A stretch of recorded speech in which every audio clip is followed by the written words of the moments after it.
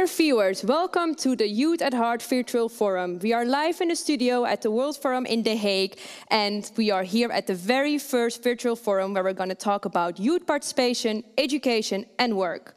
I am Melody, and it is my honor to welcome you to Studio Purple. We will have 9 spotlight sessions of each 15 minutes in this studio, and they will all be with different interesting speakers, and they will all be moderated by one of the presenters, which is me. Today we're going to take off the first session with Choice for Youth and Sexuality, and it is about the importance of meaningful youth participation, and specifically in the field of sexual reproductive health and rights and gender.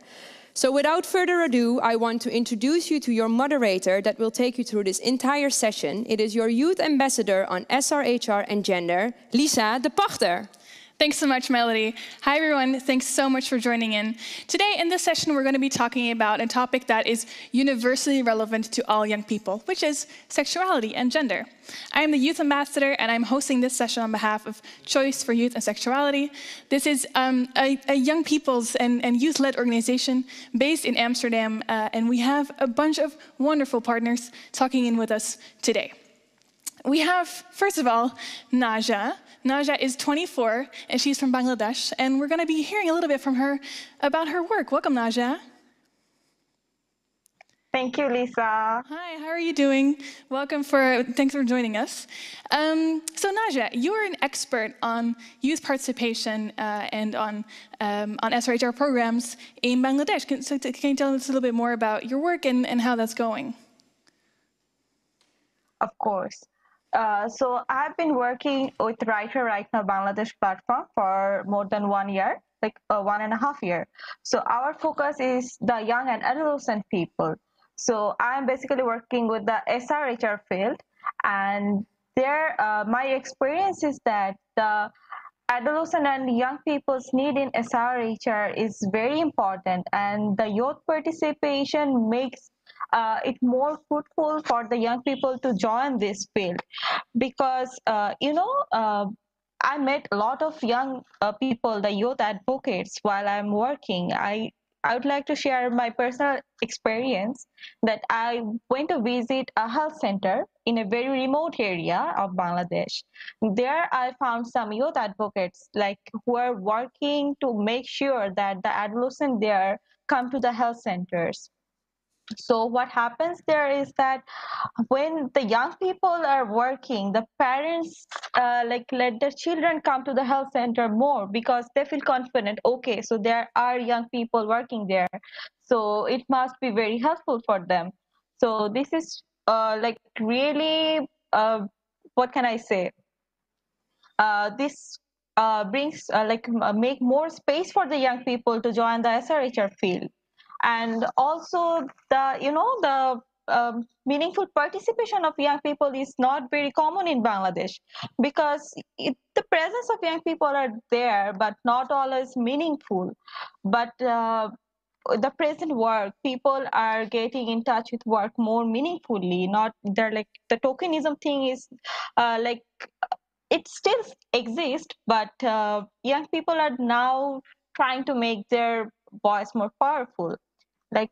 From my own experience, from our platform, we organized a youth summit with more than 300 young people, and there what I found that young people were coming to me for suggestions or with their problems rather than an adult person, because they think I would understand them and I would understand their problem. So they were coming to me that, okay, I'm facing this, I'm facing that. So that is how much important that young people should participate in this area, especially in the SRHR rights. Yeah, there are few problems still exist, and I know this should be changed. In terms of comprehensive sexuality education, people must know that what is really it is really about, because people still have misconceptions that this is promoting sex before marriage and for young people. So this should be changed. We need to work more on that. And in Bangladesh, there are some taboo topics. For example, abortion. Abortion is prohibited. even after marriage, even after a rape incident, a rape victim cannot ask for abortion even. So these are some things that still needs to be changed, and we are fighting for that. The young people were coming forward to fighting for that. But like we need to think about the safety purpose, the like how we can do and work on this. So this is my experience in the field of SRHR. Yeah. Oh, this is so inspiring, Naja. Thanks so much for giving us some highlights about your work. And what I'm hearing from you is that actually young people are very connected and working together in Bangladesh to make sexual and reproductive health and rights a universal reality. And what I'm also hearing from you is that there are still quite a lot of challenges, but that you're all working together to make sure that you can overcome them and make SRHR and gender equality a real reality for young people in Bangladesh. Thanks so much for your answer. Stick with me for a little while until the end of the session. I think we're moving on to James now, if I'm correct. I'm hearing that we're having some technical issues.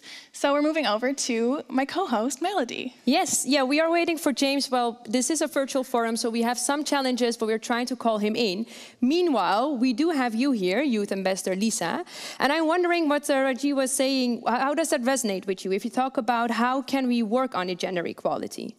Well, you know, as you can see, every context is different. And every country has its own issues with gender equality and with sexual and reproductive health and rights. But at the same time, we're seeing, especially as young people and as young women, so many of the same issues and of the same challenges. I am a young white woman from the Netherlands, but I also still have trouble sometimes getting my voice out there and still, you know, letting people know what I think about the issues that should be changed.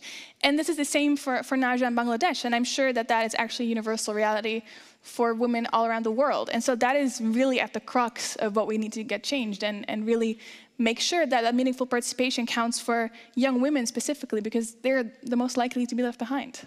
Yeah.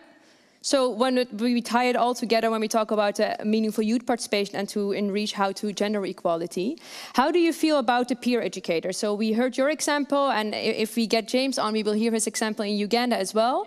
But Choice has been really well known for being a youth-led organization and mobilizing other organizations in other countries to also become youth-led and youth-adult partnership. But how do you see peer educators? Because I heard you talk, Naji, about that it's very important in healthcare centers. But there has also been voices about that you need maybe more of a professional, you need more of a doctor to talk to you, that maybe you feel more confident. How do you see that balance between? Well, for me, I think peer educators are a wonderful concept because it's so sustainable. You start with a young person who understands another young person so much better than anyone else could because they have the same realities. And then when you train that other person on what their issues are about and how they can fix them, they can also go ahead and train someone else of their age. So that's how you sort of create this cycle of peer education, and you sort of mobilize the entire young generation of your community to find their power in themselves. And I think that also resonates with what you said, Naja, about how young people felt more comfortable coming to you with their issues, talking to you, because they saw a fellow young person in you. Maybe if you would like to add something onto that, how do you feel about peer education? Yeah, especially nowadays, if we call about the millennials or the Gen Z, they're always looking for influencers, someone that can influence them. So I take the youth advocates as influencers because they are influence people, and the other adolescents, they are looking forward to becoming like them, because they're watching them that, oh, they're getting the space, they're talking to this many people, they have their says. So young people tend to follow that. So yeah, of course, an adult person is always experienced and can share a lot of knowledge, but young people can motivate others really well. So peer education is always been successful in our country or some other countries, but peer education is really effective a way to engage people. Yeah. And can I ask you then, Raji, while we have you here, what challenges do you now see maybe with peer educators, but in general when you talk about the SRHR field in these times of COVID? Okay, so like the pandemic situations change a lot in these areas, because in countries like Bangladesh, not like every health centers are well supervised or well equipped. So during the pandemic, the people who were giving services were not present, and parents were not thinking about going to the service centers. And SRHR is never the priority of the parents, because if a child, adolescent girl goes to their parents saying that, okay, I have problems with my periods, they will say it happens to everybody. But in this time of corona, that should be your main focus. You should be stay away from that. So yeah, and also the contraceptives, the like in the people in the village who are living in the village of Bangladesh, they get contraceptives only from the health service centers.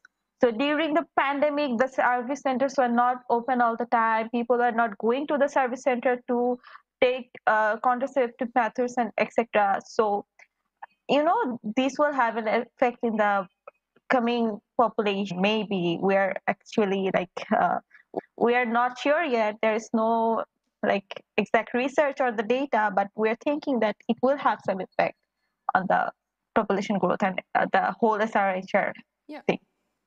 Thank you. Yeah, and can I actually ask you then also, Lisa? So you've been appointed as the youth ambassador. First of all, I would like to hear, of course, what is it exactly? What are you doing? But I can also imagine you weren't really encountering to start this off with a global pandemic and how that works out now for you. You could say that. Yes, so as a youth ambassador, I make sure, and this is always my slogan, that the lived realities of young people worldwide, especially as it comes to gender and sexuality, are reflected in Dutch foreign policy. And that means whatever plans we make at the Dutch ministry, whatever we decide, should also have some kind of youth voice in there. And that can be me, because those policies probably won't apply to me as a Dutch woman, but they will apply to young people all around the world. And so that's why it's extra important that their voices and their needs are reflected in that policy, so that we can really find solutions for what they need in their lives daily.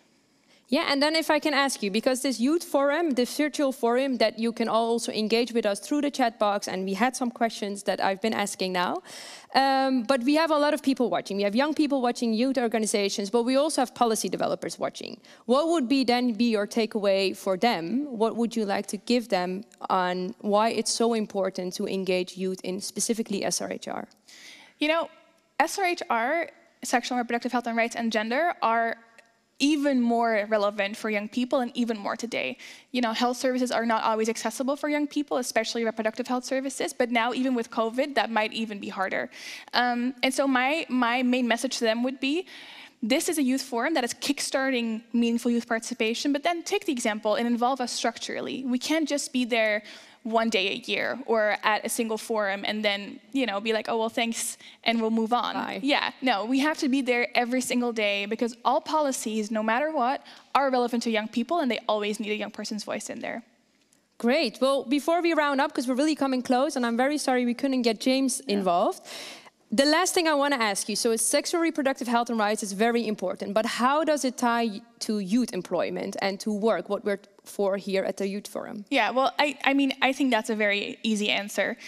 If you have the tools to plan your future, and also in terms of how many children you want, when you want, and how many you want, then you can also plan when you want to get a job and when you want to go study. And that means if you're 19 and you get pregnant unwanted, and you didn't have the chance to actually prevent that pregnancy, that also means that you might be prohibited from going to university, or might not be able to get a job very soon because you're taking care of your baby. Yeah, so it's all about planning your future and taking control in your hands. It really Thanks a lot, Nadia and Lisa, and thanks, well, sorry we couldn't have James, but thank you all also for watching this session, and we hope to get back to you from Voices from Uganda in the other sessions. Stay tuned with us for the next session with SOS Children's Villages about youth employment again. Thank you, and thank you.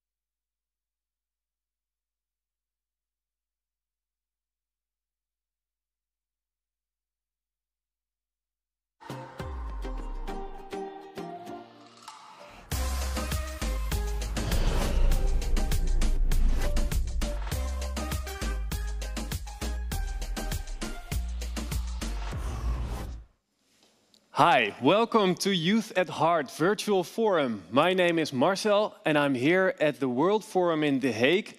And we're here in Studio Purple, where we will have 9 spotlight sessions, where we have different organizations in the spotlight for 15 minutes exactly. And this session, that will be SOS Children's Villages, of which 2 people are here with me in the studio. Malou van Nieuwkoop from the Next Economy program and Stefan van der Zwaluw, program manager of SOS Children's Villages. And here on the screen is Deborah Olujobi. You are calling in from Nigeria. A very warm welcome to you too. Yeah, thank you very much for the opportunity. I appreciate it. Thanks for joining us. We can hear you very clearly. That's very nice. Malou, let me start with you, because this session we're going to talk about youth transitions to work, and we're going to discuss this program, the Next Economy program.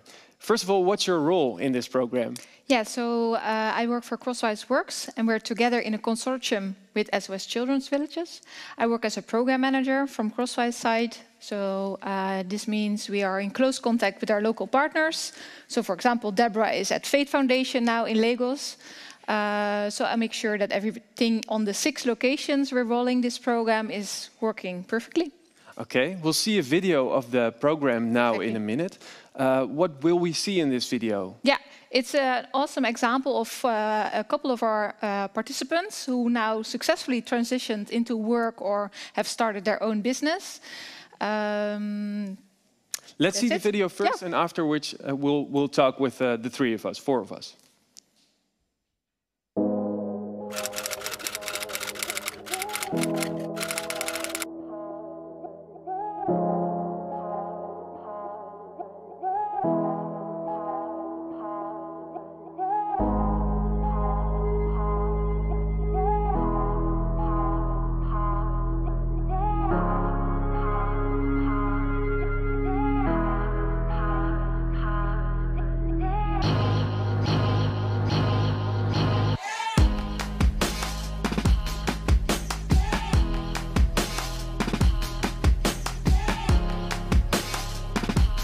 Hi guys, my name is Simsim Rotman and I'm a proud businesswoman.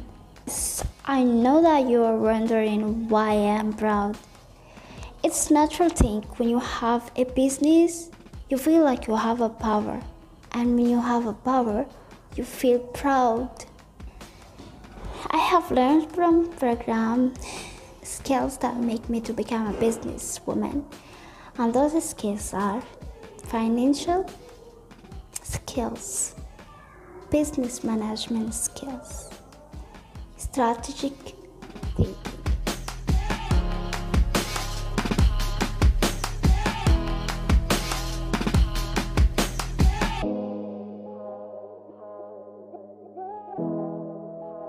The Next Economy program helped me to start up my own poultry farm as a lucrative business. The barriers I had overcome include lack of confidence and risk avoidance. But now I'm ready to take a risk and keep going in my business. Before I started my own business, I was very poor, but currently I am fully enough and I'm supporting now my family and friends and even my community to contribute their financial income. Thank you.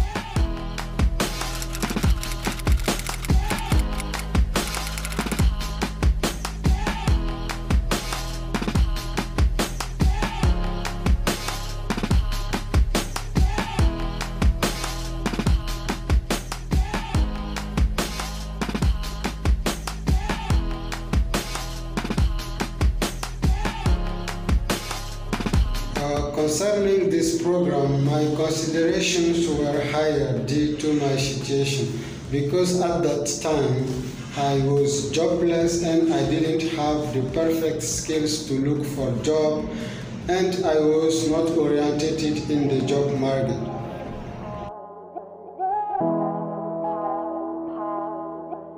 Yes, I am from a poor family.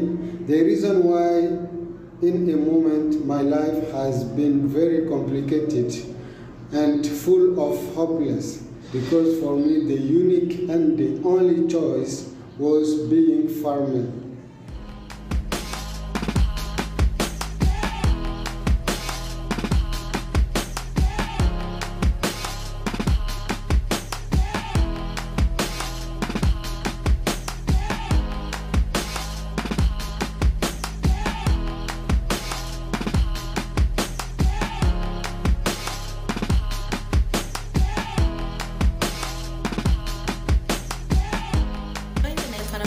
program because my sister, who is an alumni, actually spoke a lot about it. And I was eager and enthusiastic about learning, unlearning, and relearning a lot of things. Besides the job I got in the long run, the past 1 year since I left my comfort zone has led me on a journey to self-discovery, self-awareness, and all-round growth, financially, socially, personally, and professionally. To make this a success, I had to maximally utilize a couple of skills, from critical thinking, problem solving, to organization, adaptability, communication, and then to emotional intelligence, because I really needed all of this to put myself together, get out there, and achieve my goals. I am excited I actually left my comfort zone. Now this is my TNA story, and I wish every other youth out there would utilize opportunities too, like I did. Thank you.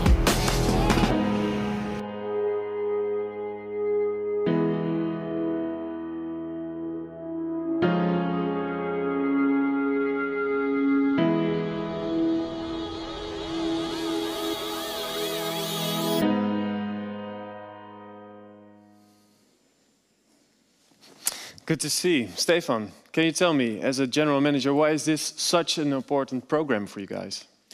Well, we work with children that have usually a very small support circle. Mm-hmm. They may have no family, or their family is far away and can't take care of them. And also the youth that they engage with basically have a similar background. And then try to imagine how difficult it is to find a job. Where did you find your first job? It's because a friend worked in a pizzeria and got you in. Or your father knows someone who can give you a traineeship. That's often how it works. And these youth often don't have that support circle. Yeah. And that's why we're so happy that the Dutch government supported us in this program, because we help these children to get included in the rest of the economy. Deborah, you're with us via video, so I can imagine we have a little bit of latency. But let me ask you this. You have participated in this program in 2018. Now you're a successful entrepreneur. Let's start there. What do you do nowadays? Okay, so what I do nowadays as an entrepreneur, and with the skills that I've gotten from the program. So I try to increase my knowledge in my industry as a knitwear fashion designer, and also try to create more awareness for the fashion industry in Nigeria. And not just that, also make sales. Obviously, I have to make sales as a successful businesswoman. Very good. Can you tell us something about how the program helped you to become this entrepreneur you're now? Okay, so for the program, it was the best foundation I could ever get for my business, because I entered the business with just very little business knowledge from a little experience that I've gotten. But with the Next Economy program, it set the foundation for me. I got the necessary business skills, learned how to build a brand, learned how to provide solution as a business, and also learned how to be confident, because for you to be able to run a business, build a brand, you have to be confident. And I got all of this from the Next Economy program. So this was 2 years ago, 2018. Can you tell us something about what this has meant for you so far? Okay, so I joined the program in 2018, and also went through a second phase of the program in 2019. And for the first time, the Next Economy Impact Award was created, and I came out as the winner for the Lagos Hub. And this funding has done a lot for my business. I've been through even through the Next Economy program, I was able to get my first set of equipment. And the next set of funds I got as the winner of the Impact Award actually opened a huge door for my business. So I've been able to get necessary equipment, more equipment, and necessary increase more grants for the growth of my business. Thanks, Deborah. We'll be back with you in a minute. Malou, For the people watching, they might think, well, there are several programs doing this, helping young entrepreneurs, helping people find work they're skilled for. How is this program different from other programs? Yeah, I think that's a good question. I think many programs have a sort of singular approach where you focus on an industry. In the Next Economy, we let our participants decide themselves. So we've built it up as a funnel. We started with soft skills. Deborah is already saying about the confidence, for example. After that set of training, they can decide themselves whether they want to go for an internship and hopefully land a decent job, or they can start their own business, as Deborah did. We facilitate entrepreneurship training. They can start crowdfunding a little bit for their startup capital. Impact Awards is a part of that. So based on that funnel line of thinking, we're supporting the entire ecosystem. So you give a lot of room for own decisions. Exactly. To the entrepreneurs. Yeah. Can you, all three of you, answer me why young people do need support in entrepreneurship? Deborah, let's start with you. Why is it so important that that happens? Okay, it's actually very important because a lot of people actually are not sure if they want to continue to do a job, get a job, or they want to actually start a business. Because the time that they go through university, most of the things that are actually done, the kind of experience that they get is mostly academics. So you don't have that practical experience of either doing a job or doing a business. So this kind of program would gives a support to that youth to be able to make a decision if he or she wants to get a job or to start a business. And if the decision is to start a business, you know what you're supposed to put in place. And if you need to get a job, you know what skills that you need to acquire to get a job. And that's why this youths need the support to be able to make the right decisions. Malou, Stefan, do you agree? Do you want to add to that? Yeah, well, all youth are in transition. They're transitioning from childhood to independent adulthood. And children in general need support in that. But imagine that you've grown up in an orphanage, or you've grown up in a family that is very weak and vulnerable and lives on the outskirts of society and finds it very difficult to participate. Your first job, and you come home and your boss has been nasty to you, is asking all kinds of questions and you don't really know how to answer, then it's the support circle that helps you go through it and gives you tips and advice and gives you a tap on the shoulder and gives that general feeling you're doing well and you're learning. And that's what a lot of youth are lacking. So for those vulnerable youth, that support circle is something that they need, especially in the early stages of their career. What's the most important takeaway for other organizations? What should they do? It's listening to the youth, as Mlo already said. When children come into the program, they might have this fantastic idea about becoming an entrepreneur and starting their business, and then they find out that the whole risky management is not for them at all. And for them, it's much better to be in paid employment, and then they can excel. We got to round up. We've got to listen as well to our people here. We are going to the next session in a couple of minutes, which will be the Youth Cooperation Hub. My name was Marcel. Thank you, Deborah. Thank you, Malou. Thank you, Stefan. And thank you for watching.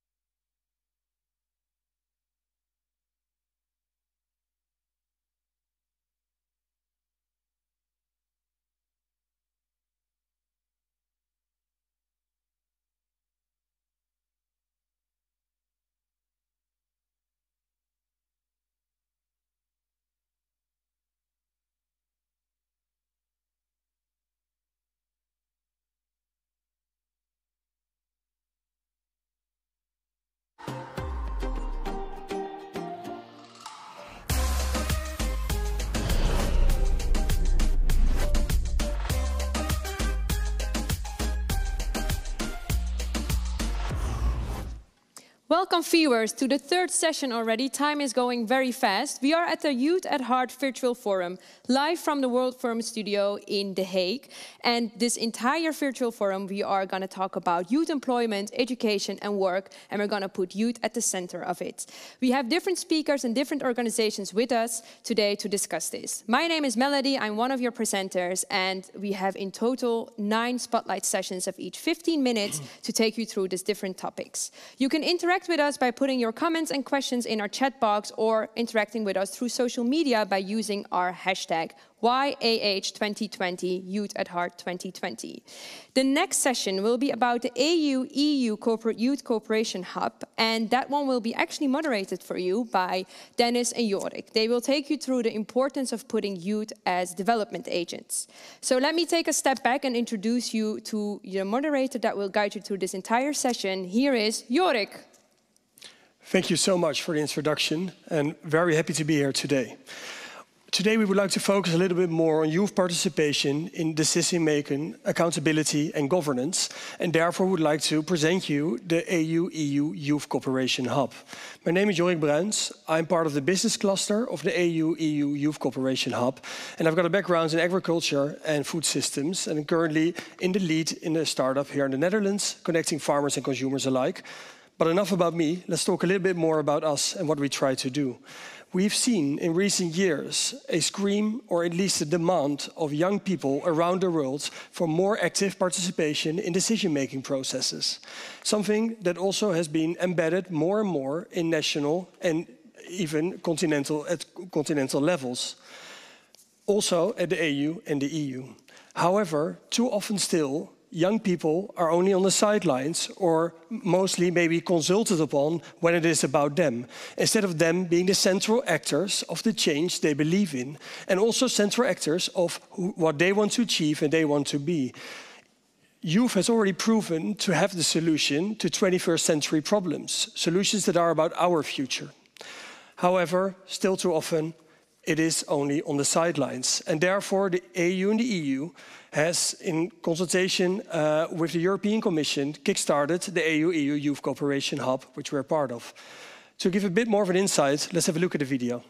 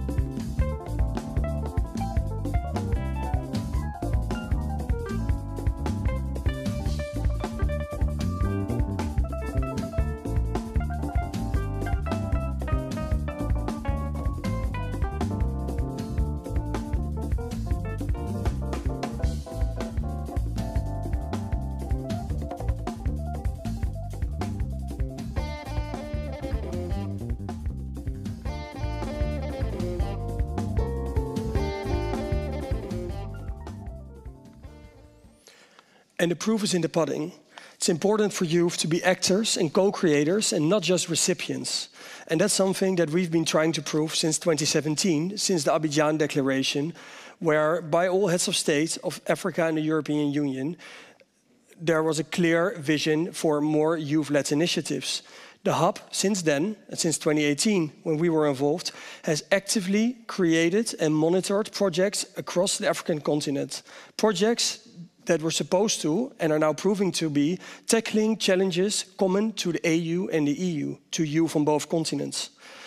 As an example, our own cluster, the business and job creation cluster that I'm part of, we have, since that we've written the proposals, also picked the CSOs, the civil society organizations, part of it, and have now been monitoring and amplifying the message of, in this case, creating 8 incubators that are focusing on renewable energy and agriculture across 5 countries in the Sahel and West Africa.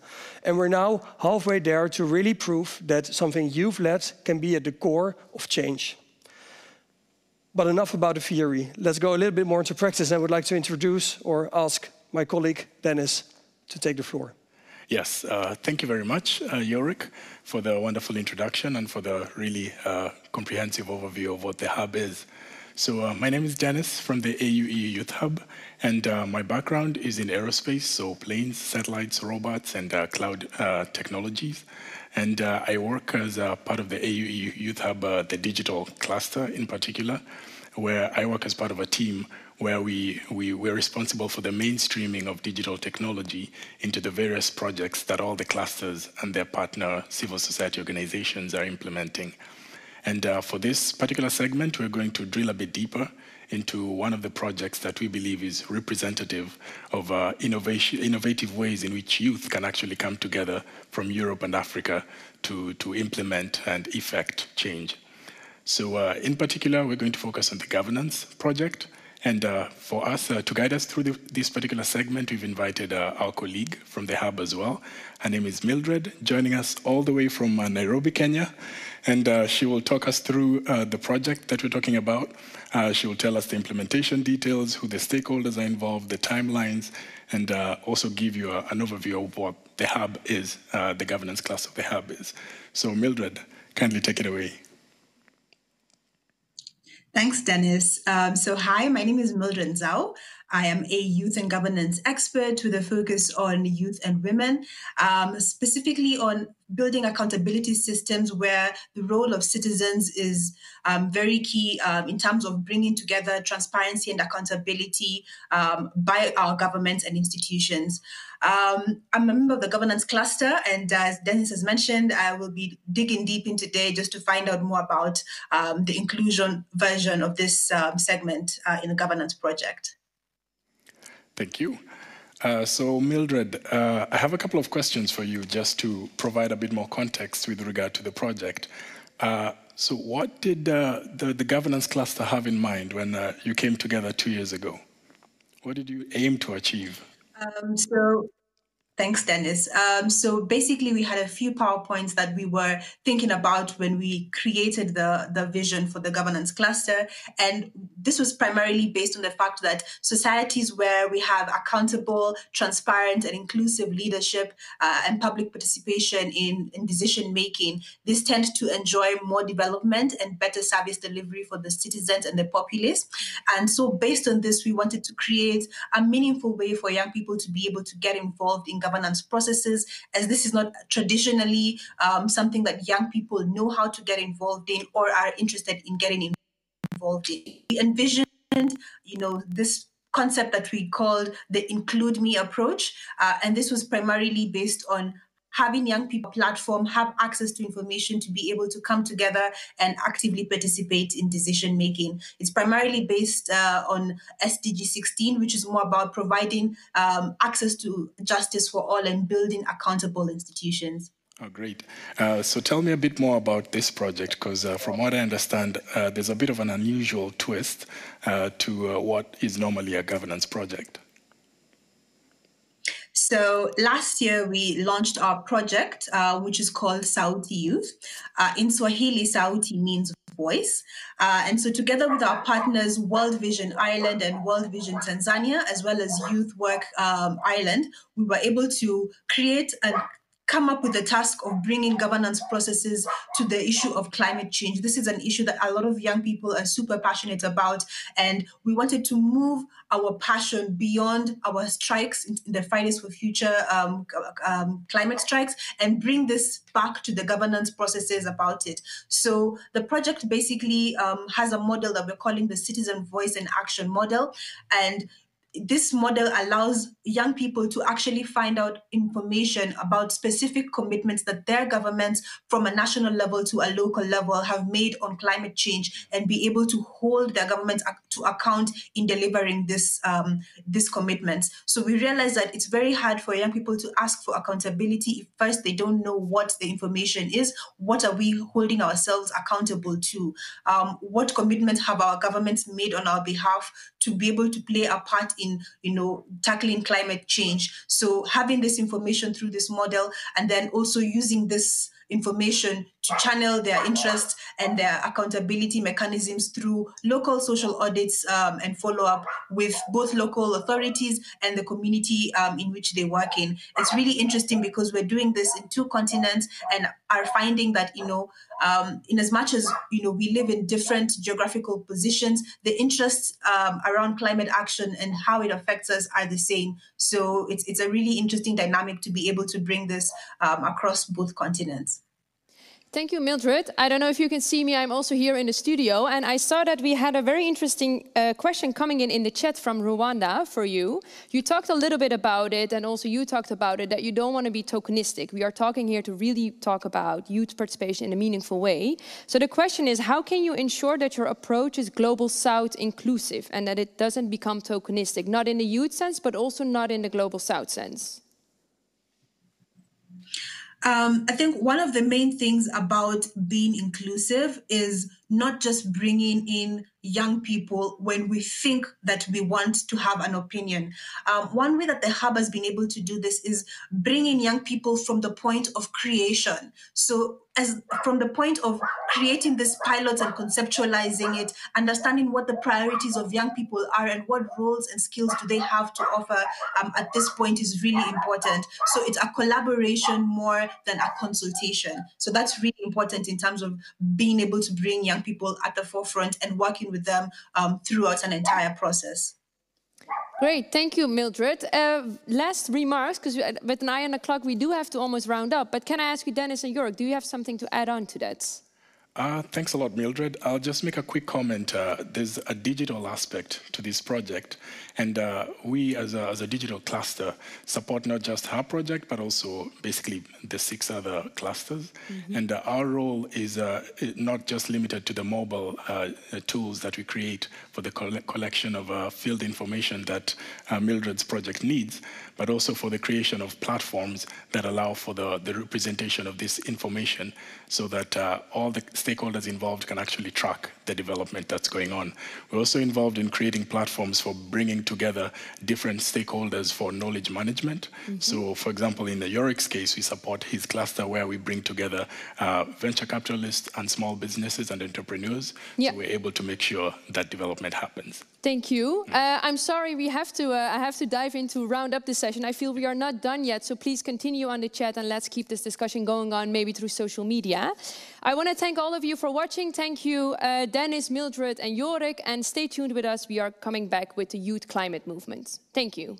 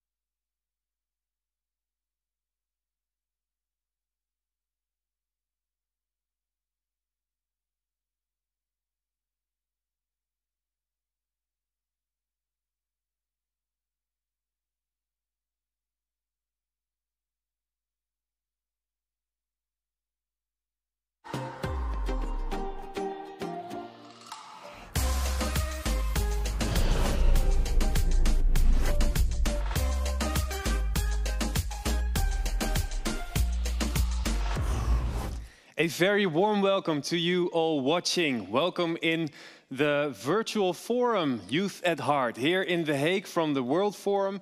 And this is the Purple Studio.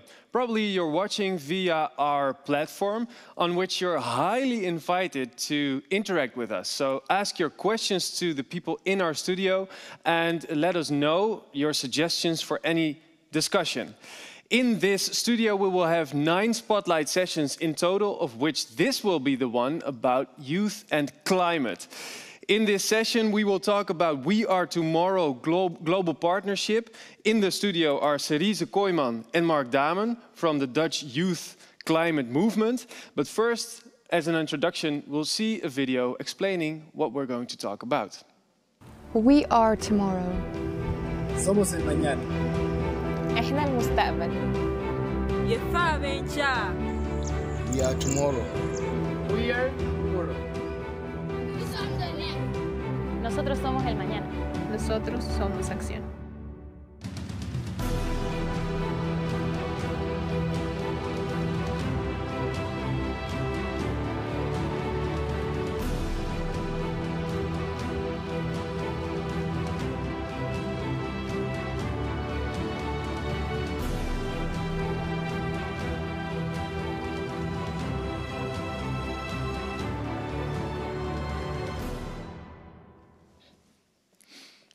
Thank you, Marcel. So we are the We Are Tomorrow Global Partnership, a collaboration of 10 countries and growing. And this was set up a year ago to empower youth voices and to strengthen cross-border youth networks. But most importantly, we write collaborative and constructive youth visions and action plans with which we aim to influence policymakers. So the aim specifically of these plans is directed at the nationally determined contributions where youth organizations work locally to enhance ambitions globally. Today we have invited 4 of our partners to the studio to talk about their plans as well as answer your questions. So start typing these in the chat below. And first of all, we have our partner from Bangladesh, Sohan, calling in. Yes. Hi, Sohan, welcome. So, since 2016, your organization, YouthNet for Climate Action, is active in 25 districts of Bangladesh, and where you started with traditional activism, such as organizing climate strikes, you've now also moved to, for example, reaching out to more than 2,000 vulnerable families during COVID-19, or aiding in the response to Cyclone Amphan. So could you tell us what exactly is the importance of this hands-on approach, specifically regarding vulnerable communities? Thank you. I am Shonur Rahman, coordinator YouthNet for Climate Justice and founding member of Fridays for Future movement. Research and practice commonly represent young people as passive victims of any disasters, while we are always directly impacted. Bangladesh, especially its coastal regions, is most vulnerable to climate change-induced natural disaster. Furthermore, half of the population consists of young people. We want to change the traditional view that development actors and political parties of young people from foot soldiers to change agents. To achieve this, we collect input from the often unheard voice of marginalized rural communities and facilitate youth-led action to find climate and environmental solution. Thank you. Thank you. Oh, thank you, Sohan. Moving west, there is Maureen from Nigeria.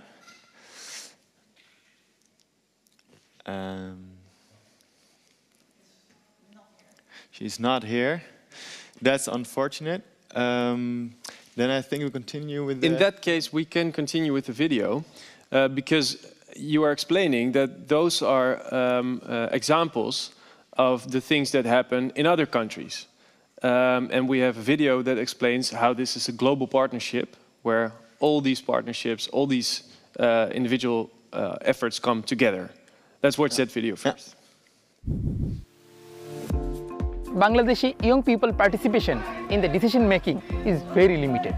Working with government to engage more young people in the decision making. Global partnership means global cooperation. Global partnership means global solidarity.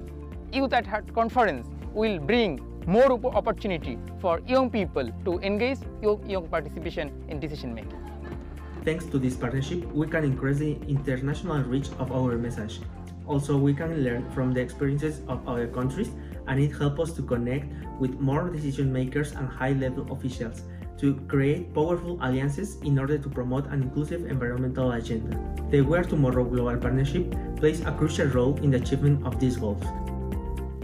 We think it's important to take into account as many youth voices as possible as we are advocating for those youth voices towards politicians and companies. This allows us to have an even better and constructive conversation with a good and convincing story. The global partnership is very important because big decisions are being made today about our tomorrow.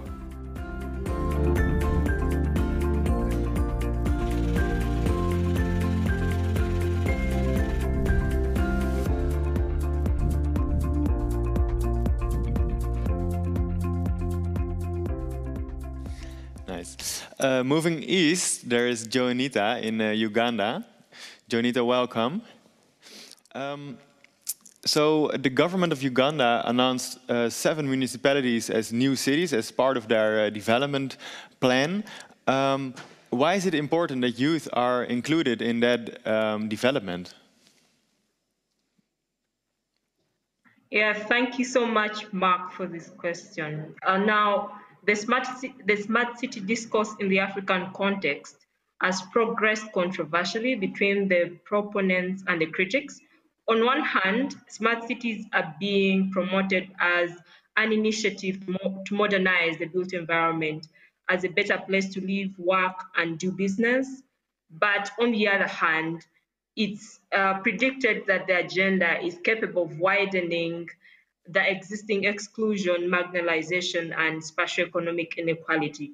So we have therefore started youth cities learning exchange and development dialogues themed to create inclusive urban spaces where young people are included in the newly created cities decision-making to highlight and contribute to building the cities they want.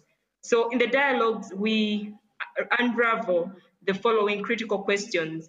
Among others is if the new urban agenda and the green growth strategy as key frameworks are the best solutions to ensure sustainable cities and guide in urban development, and also getting into context the current socioeconomic realities that cities are facing, and as well identifying key challenges and opportunities in these cities. So we continue to engage young people in contextualizing the city agenda. So as at the dialogues, we ideate around how cities can be designed, how they can be managed, created, financed, and implementation of the development plan. So we find the need to brainstorm on how institutions as well and governance mechanisms promote the development of inclusive, resilient, and sustainable cities. So in short, these questions are to position youth with knowledge on cities to advocate for their inclusion in the development of these new cities, to not only widen the existing exclusion, marginalization, and spatioeconomic inequality, but also identify the opportunities for young people to contribute to building sustainable cities. These dialogues therefore call for the authorities to have us take part in building the cities we want. We hope that with this, we shall have a better future because we are actually tomorrow. Thank you, Joanita. As always, you're doing amazing work over there in Uganda. Next, we would like to move south to South Africa, where we have Tyler waiting for us. Thank you for calling in. So Tyler, I know you two are doing really great work, and you have been working over these past few months on a youth climate action agenda. So could you tell us about the development process and also the plans you have? Yes, thank you for the question, Cerise. So the Youth Climate Action Plan started off with the aim to create a plan for youth organizations, schools, universities, and policymakers on how to incorporate youth in climate policies, as well as put the systems in place that will enable the future and shape the future that we actually want. Our recent work on the YCAP it served as a youth contribution to the city of Johannesburg's climate action plan. So we've basically formulated a youth input that's going to directly feature in the city's CAP document. To develop this CAP, or this YCAP as we've been calling it, we started off with workshops and storytelling and getting people to share their climate story and why they actually care about climate change or why they got into the space. Then, following up from that, we had sessions, we pulled together a drafting team, and we had sessions on where we brought together key ideas on sustainable development and climate action practices, which lead to the development of key principles that will establish and underpin the future we want. We cannot address climate change without an intersectional approach that includes meaningful youth participation in decision-making spaces, and hence intersectionality, systemic change, accessibility, and sustainability are the underlying principles of what we want in our future. The time to act with youth and for youth is now. Thanks a lot.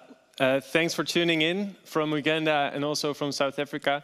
We have to quit the talking to South Africa and Uganda right now because we have to make clear the lines. But for now, we can talk about what the youth climate movement does and why this global partnership on the We Are Tomorrow global partnership is so important, because these were 4 examples of other countries doing their thing.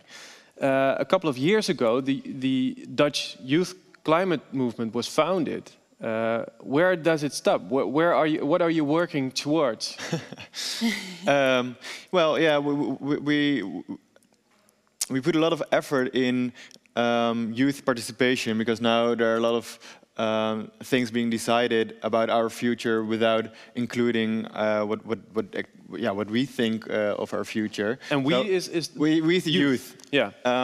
So if that's like if we are included in decision making for all kind of policies, then we're done. Yeah. But that's not the case yet.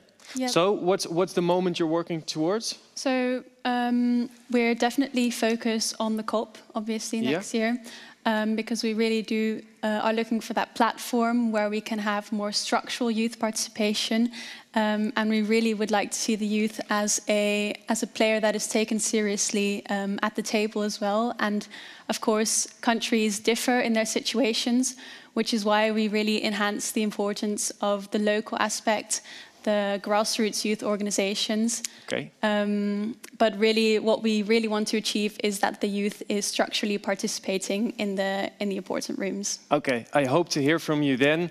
Make your voices as loud as possible. And for now, we're going on to the next session and rounding up this session. Thank you very much, Mark, and also Cerise. Thank you. For the next session, we will be talking to our RNW about digitalization and youth employment. See you then.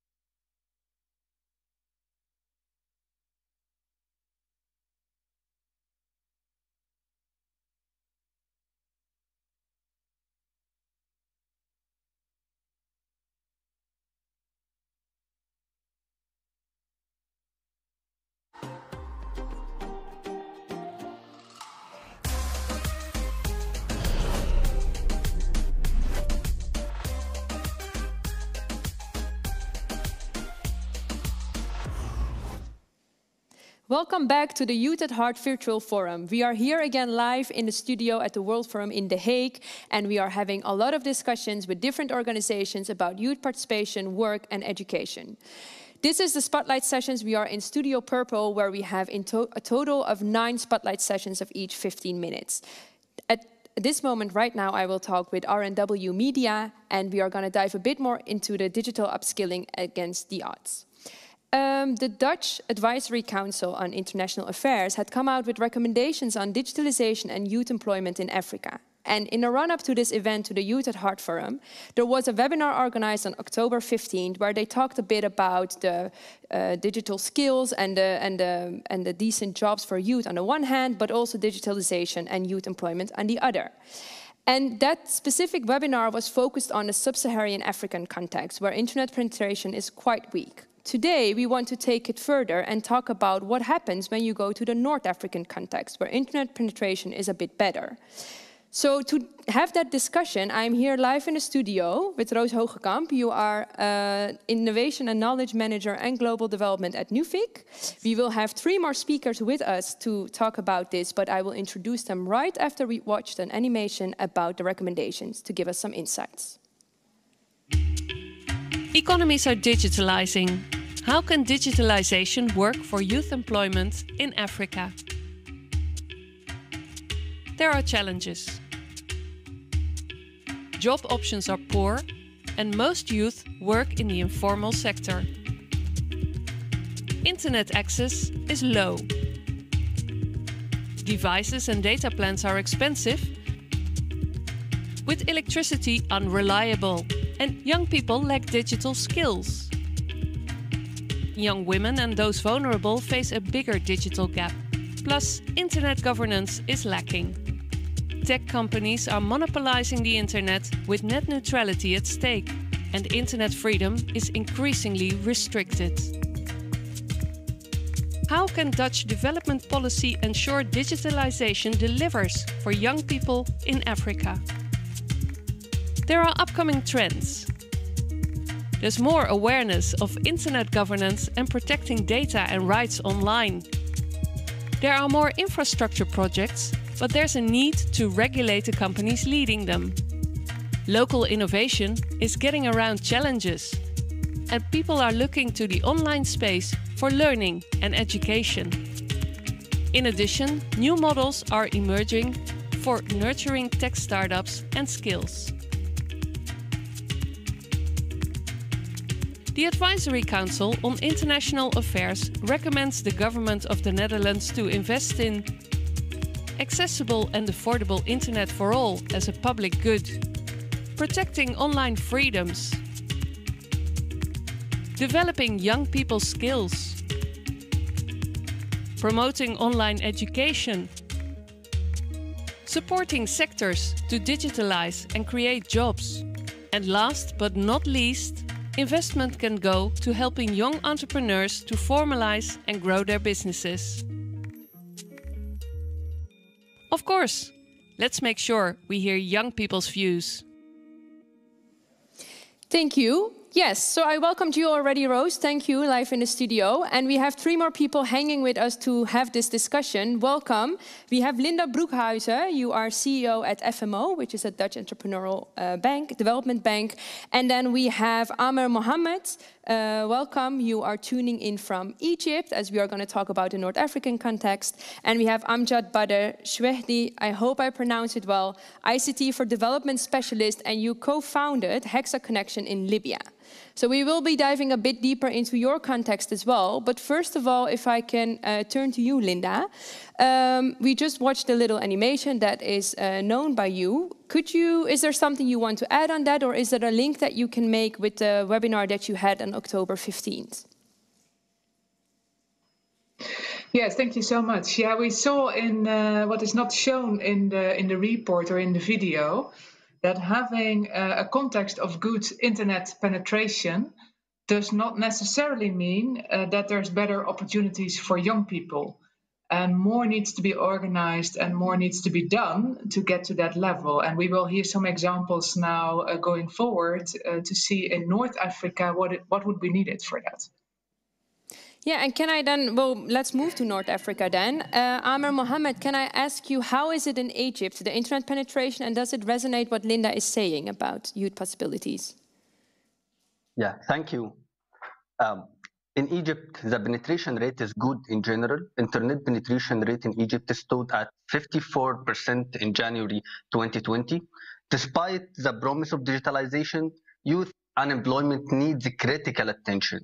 Youth unemployment in Egypt is estimated at 31%, like 40% among women and 26% among men.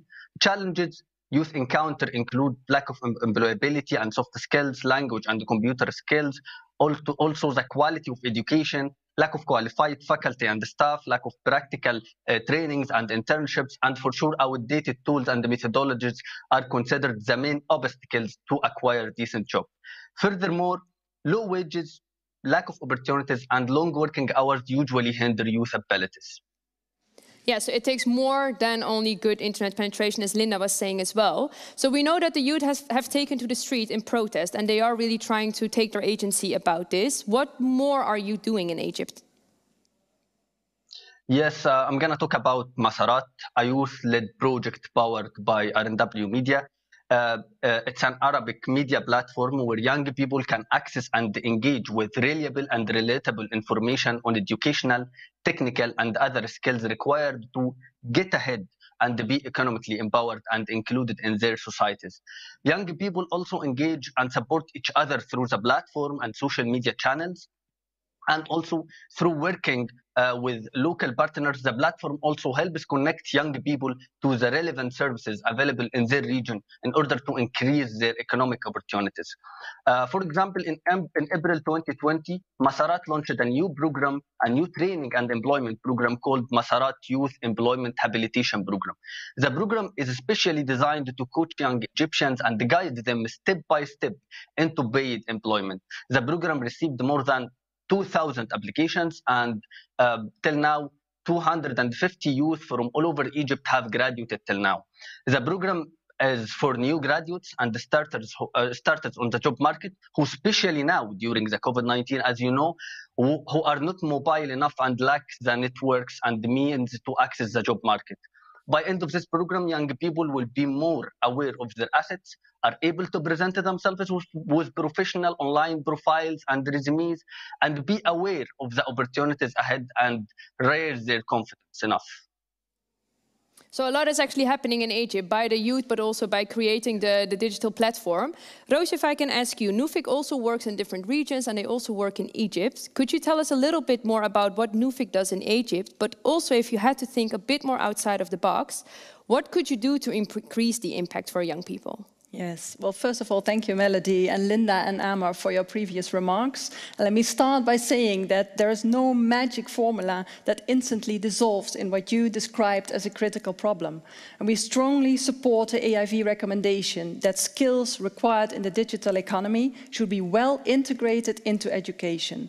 And indeed, we are active in Egypt, but also in the wider MENA region, and we focus on reforming the higher and vocational education sector to create a skilled and competent workforce, aligned to what the labour market needs, for instance, in sectors such as water, health, and agri-food. And we reform in 4 different ways. First of all, by equipping students and teachers alike with practical competences and skills. Second, by adapting curricula to make them labour market proof with attention for digitalisation. And third, by developing training courses on entrepreneurship and relevant cutting-edge digital technologies, for instance around big geodata on water and food security. And finally, by establishing on-campus business incubators like we have done in Jordan to help young entrepreneurs to start up their own businesses. And while doing this, we firmly believe in joint efforts and equal partnerships. Thank you. So yeah, again, you keep coming back. It takes a lot more than internet penetration, and it takes a lot more to when you work on a youth employment. So if I take that to you, Amjad, I'm curious still, even though it takes more, how is the internet penetration in Libya? And could you also say, have a few more remarks of what was said earlier? How do you think the situation is in Libya on that? All right. In Libya, the internet penetration rate is good, despite on the ongoing conflict and political crisis. Yet more than 50% of the young people are unemployed due to the lack of opportunities and the skills gap. And how are the youth there responding in Libya to that? Are they also going into protests? Are there more digital platforms? Are they claiming their own agency? Hexa Connection, a youth-led NGO, is trying to make a difference under the umbrella of ICT4D, aiming to end the digital illiteracy. Projects including multi-stakeholder collaboration, working on a wide spectrum, but always forming on axis of development, tech and education. For example, the Libyan US Space Camp in 2019 featured the first ever Libyan Robotic Championship for youth. Moreover, projects also lean into stimulating creative thinking as well as teaching computer and programming fundamentals. And at other times, we also organize job forums, meetups, and hackathons to find solutions to our local challenges. Yeah, thank you for that. And I see that we have a question coming in from the chat box. I'm going to ask it to Linda, but anyone else can also respond to it.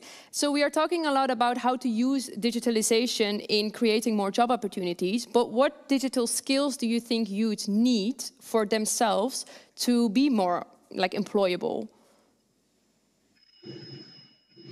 Yeah, we heard that access to internet is not necessarily providing jobs.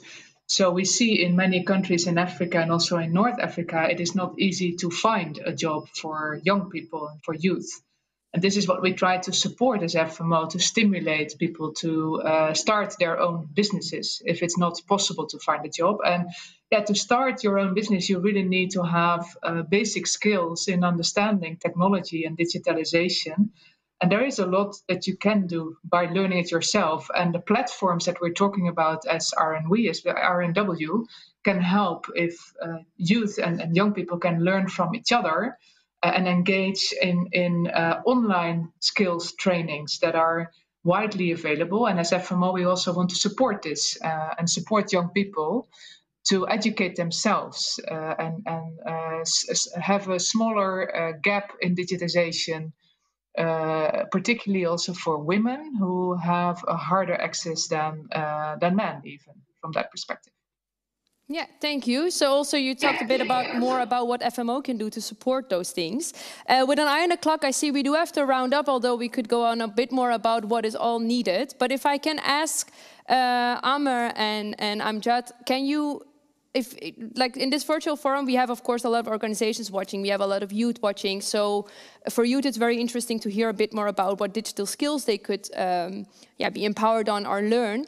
But if we talk more about the policymakers or the development agencies that are watching, what would you like to tell them from your own organization, the platforms that you've created? What would you like to have them as a takeaway? Can I ask you first, maybe, Amer, and then we go to you? Sure. For me, as I said, unemployment is a severe challenge for Egyptian youth, especially with the COVID-19 pandemic. It's clear that building young people's capacities and connecting them with opportunities in the labor market are crucial to decrease unemployment, the unemployment rate among youth. Furthermore, we need to work differently and leverage both technological and non-technological solutions to reach marginalized youth effectively. All available resources should be used to decrease unemployment among youth and improve their socio-economic status, and that's how we can keep youth always at heart. Thank you. Amjad, shortly for you, something to add on that or anything else on what you want to give away? Yeah, we are in the era of the fourth industrial revolution. There must be a new way of thinking and a progressive approach for further opportunities, where we should invest more in developing the ecosystem and connecting the unconnected dots. Okay, thank you. Sorry, we have to round up very quickly because we're a bit over time, but thank you all for joining us and stay tuned for the next session with FMO on financing youth entrepreneurship. Thank you all.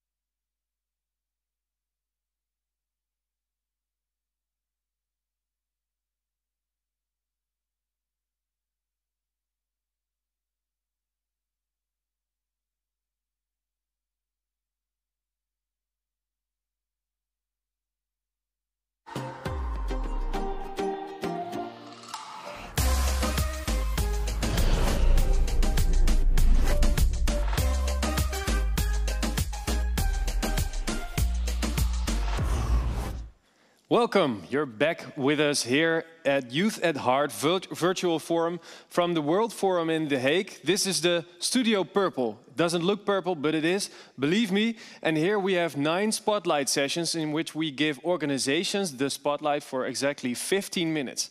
And during this session, we will be talking about how to finance entrepreneurs. And I will be talking to 2 people. First guest will be Louise Beum from the Massive Fund at FMO. And the second guest is Jamal Kayat from ChangeLab. He's one of the co-founders of ChangeLab. And he is also responsible, for example, for the Changemaker Festival.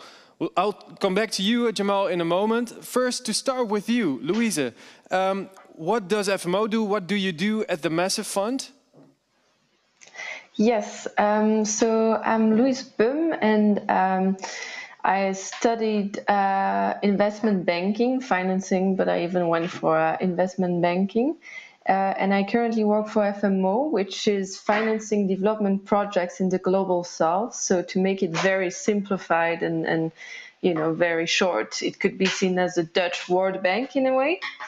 And I started working for this bank 2.5 years ago because I really thought that the financial industry needed a bit of a change of rationale, and I wanted to contribute to creating positive impact.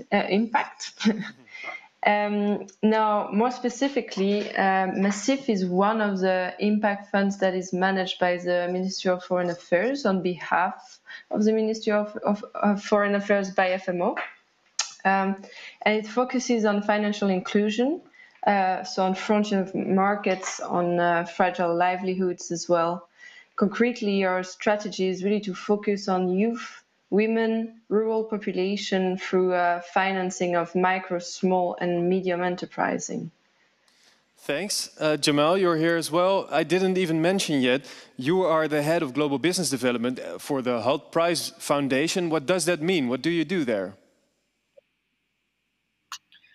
So yes, that was a previous hat that I used to wear to help roll out our programs for Halt Price globally. But right now I'm fully focused on the ChangeLab role as the co-founder and heading a lot of the operations there, as well as the Changemaker Festival. I hope you can hear me well. But yes, at the ChangeLabs, we are focused on empowering impact-focused startups across the MENA region through running accelerators, festivals, incubators. Let me get back to both of you because Jamal will see you in this next video in which he will interview about this topic, and when we come back, hopefully it will be fixed. The Middle East is going through a challenging time. There are infrastructure challenges, there are transportation challenges, and there are healthcare challenges. ChangeLabs was created to help young people become part of the solution. We believe in the potential of entrepreneurs. So our mission is to empower those entrepreneurs. That's why FMO especially invests in entrepreneurs, because we do believe that that's the engine of the growth of an economy. By empowering entrepreneurs, we want to create a better world. And we make them believe in their ideas, believe in themselves.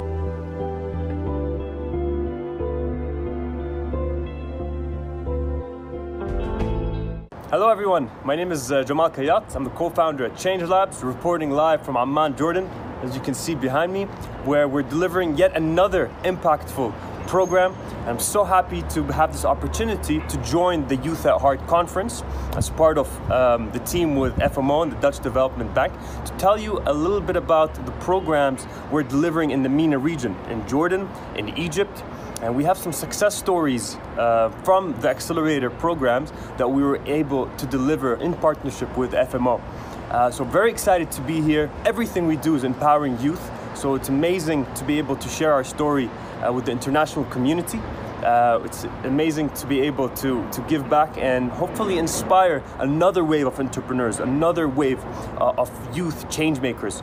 Today, we have 2 such success stories from 2 founders from our program in Egypt that have graduated with us over the last 2 years. So let me tell you a little bit more about what they do and get a chance to introduce them.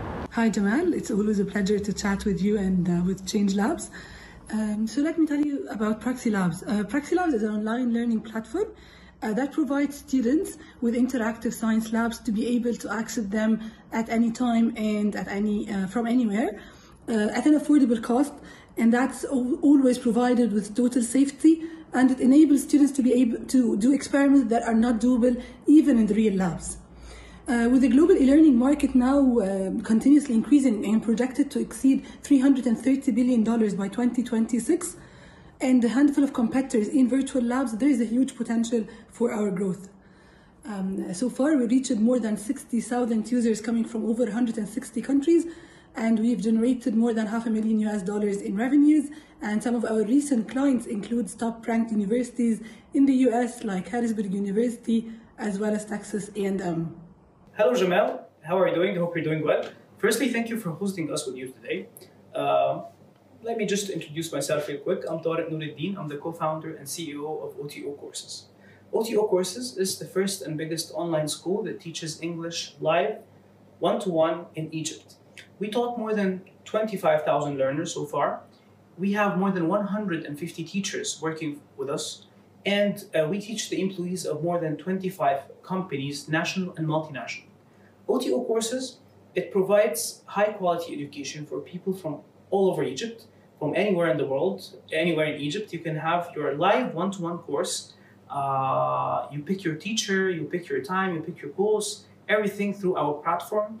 It's very convenient, it's very easy, and we actually believe that English is one of the most important things in Egypt and the Arab world nowadays, because in order to find a good job, in order to be able to travel abroad, to get promoted, to be accepted in a scholarship, English is a must. So that's why OTO courses start with English, because it's the key enabler for all economic opportunities. And in our long-term plan, we're even expanding into more courses to help people to learn from anywhere in the world. Always a pleasure to hear from Tariq and Khadija. And now that we know a little bit more about what they're doing, I wanted them to share with the audience a little bit more about the challenges that they face as they scale and build their businesses.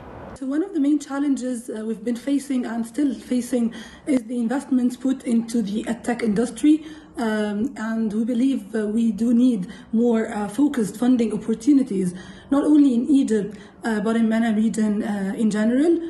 Also adding to that, a problem that we've been facing, that clients are usually hesitant to work and to have services from startups, giving an assumption that startups led by youth are not as reliable and as competent as corporates, for example. Well, there's a lot of challenges that will face any startup. Finding the right calibers to work with you is very hard. Also, the internet and the infrastructure in some of the governorates is not that well so far. So sometimes it affects the tech startups that try to reach all governorates.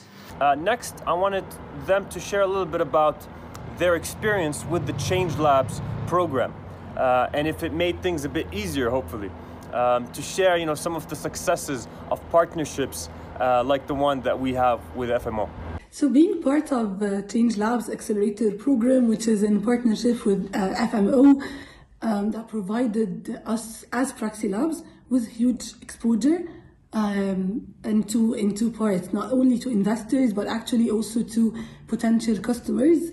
The second thing would be the mentoring and the sessions that we've had with top experts. Adding to that, the amazing guidance and support by the whole team, not only the founders, Jamal and Karim. And finally, practice sessions every week was very, very useful as a safe environment to keep trying and keep enhancing and sharing ideas and sharing advice and feedback as well. Well, Change Labs and FMO really helped us with the opportunity that they gave us. Number one, through funding for sure. That helped us very much to expand and to continue developing our tech, and we're launching our mobile app very soon. Not only with the fund, but the amount of support that Change Labs gave us was amazing, and we really thank you for this. So there you have it, 2 success stories delivering impact from an impactful program in partnership with FMO. That's me, Jamal Khayat, signing out. If you have anything that we can help with when it comes to entrepreneurship, when it comes to empowering youth, we're at your service. For now, I'll be hanging out in the Q&A section. If you have any questions for me, happy to take them. Yeah, Jamal, signing off and signing in again right away. As we can see, you have been working all over the planet on this theme, entrepreneurship. How does the definition of entrepreneurship vary around the world is one of the questions we get in the chat. Got it. Great question. So, I've been fortunate to be part of entrepreneurship ecosystems around the world. With the last about year, I've been focusing on the Levant region. And as we can see, entrepreneurship is more and more so the answer to solve a lot of the meaningful problems we see around the world. But when I look at the Middle East, you can see the proximity to problems being an opportunity to create models to solve them firsthand. So that's being a very exciting part of my job now. I'm lucky to be here. I'm lucky for partnerships with FMO that allow me to be a part of this change that we see, right? And then what you can look at in the ecosystem in the Middle East and the Levant area, we have a lot of programming in Jordan, in Lebanon, in Egypt, and you can see that it's now an up and coming and booming industry versus other places like San Francisco, where it's more mature. Here we get to see it and help build it from scratch, and there's a varying degrees of where the countries have reached in terms of their entrepreneurship know-how and expertise that we can get into as well. So that's kind of a big, quick summary about how we see the entrepreneurship ecosystems differently around the world. Now I can see that there's differences in the definition, but you can also, there's another question from the chat, finding employment also differs from gender to gender. So for example, it's especially difficult for young women. How do you guys strive to provide equal access and opportunities for future female entrepreneurs? Got it. So maybe let me share a quick statistic. Oh, sorry, is that for me? First, Jamal, then Louisa, you can answer too. Okay. Great. So quick statistic I'd like to share is that when we look at entrepreneurship and small to medium enterprise, it's a really big part of what's driving economies and the GDP. So 40% of GDP in the MENA region and 50% of employment opportunities are coming from the startups and SMEs. So now we're seeing a bit of a cultural shift where there is a bit of more understanding on and awareness raising about what entrepreneurship is and how it contributes, right? We see a lot of barriers to entry that we can also talk about, more so for women than for men. Cultural norms already sometimes, you'll see parents, you'll see your peers, you'll see culturally that, you're supposed to be either a doctor, an engineer. You've heard this cliche before, or a lawyer.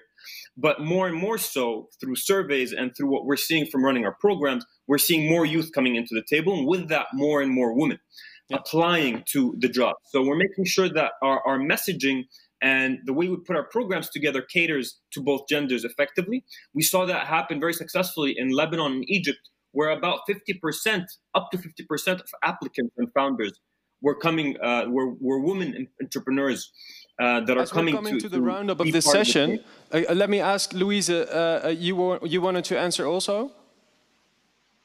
Yeah, so I think more in general, let's say a high-level term as a quite a large financier, what we also really try to do is to encourage our clients through financial institutions to engage more in those key segments. So that can be by trying to lower the risks in some cases, or the perceived risk quite often in the case of women of those markets. So for instance, we can provide guarantees to increase the exposure to those key sectors, and then it's also about going, I think, with a mission and some thematics that we have where we really say, okay, this funding needs to be used for women financing. I think, for instance, one of the we have to round up the session. I want to thank you very much. We have 5 more questions from the chat, so let's continue in the chat and on social media. And for now, I want to thank you both for joining us, and you as a viewer, thanks for watching us as well. We're going to go on with the next session by Hanze University.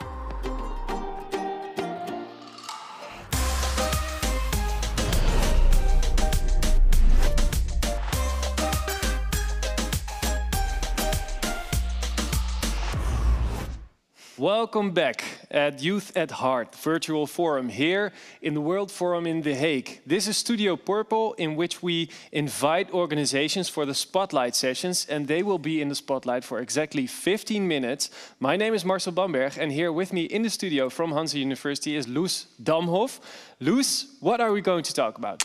We're going to talk about the future, and a lot of people right now are thinking about the future of work, the future of education, the future of agency, future of leadership, and maybe because in these what we perceive as uncertain times, it feels like that these questions are even harder to answer than usual. But there's good news, because there's a capability that is called futures literacy, and that helps young people, but basically everybody, to embrace uncertainty and how to take advantage of complexity and actually even appreciate it. And that's what we do at the Hanze University of Applied Sciences in Groningen. But I also brought some voices from the field to talk about future literacy that can help me explain how do you apply it into the field and what impact it has on your daily life.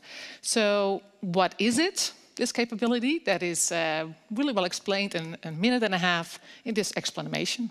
Okay, very good. Yeah. Let's watch. De toekomst bestaat niet. Toch gebruiken we het elke dag. We voorspellen, dromen en vrezen. We plannen, organiseren en beslissen gebaseerd op de toekomst. Toch weten we maar weinig over hoe we de toekomst moeten gebruiken. Futures literacy is de vaardigheid om inzicht te krijgen in hoe we anticiperen op de toekomst. Hiermee ontdekken we ons potentieel voor creatie en innovatie. Door studenten, docenten en professionals in futures literacy te trainen, ontwikkelen ze de vaardigheden die ze nodig hebben om complexiteit te begrijpen, gebruik te maken van verandering en onzekerheid te omarmen. In een wereld waarin alles met elkaar verbonden is, worden zij de agents of change die we nodig hebben. Hoe gebruiken we de toekomst? De toekomst zal nooit het heden bereiken. Onze anticipaties, plannen, dromen en angsten zijn gebaseerd op aannames, op dingen die we voor lief nemen. Wanneer we plannen maken, vergeten we vaak wat voor ons het belangrijkste is. Door deze aannames te onthullen en te onderzoeken, worden veel meer verschillende toekomsten mogelijk. Dit leidt tot beter geïnformeerde beslissingen en innovatieve ideeën. Kortom, we gebruiken de toekomst om het heden te innoveren. Futures literacy.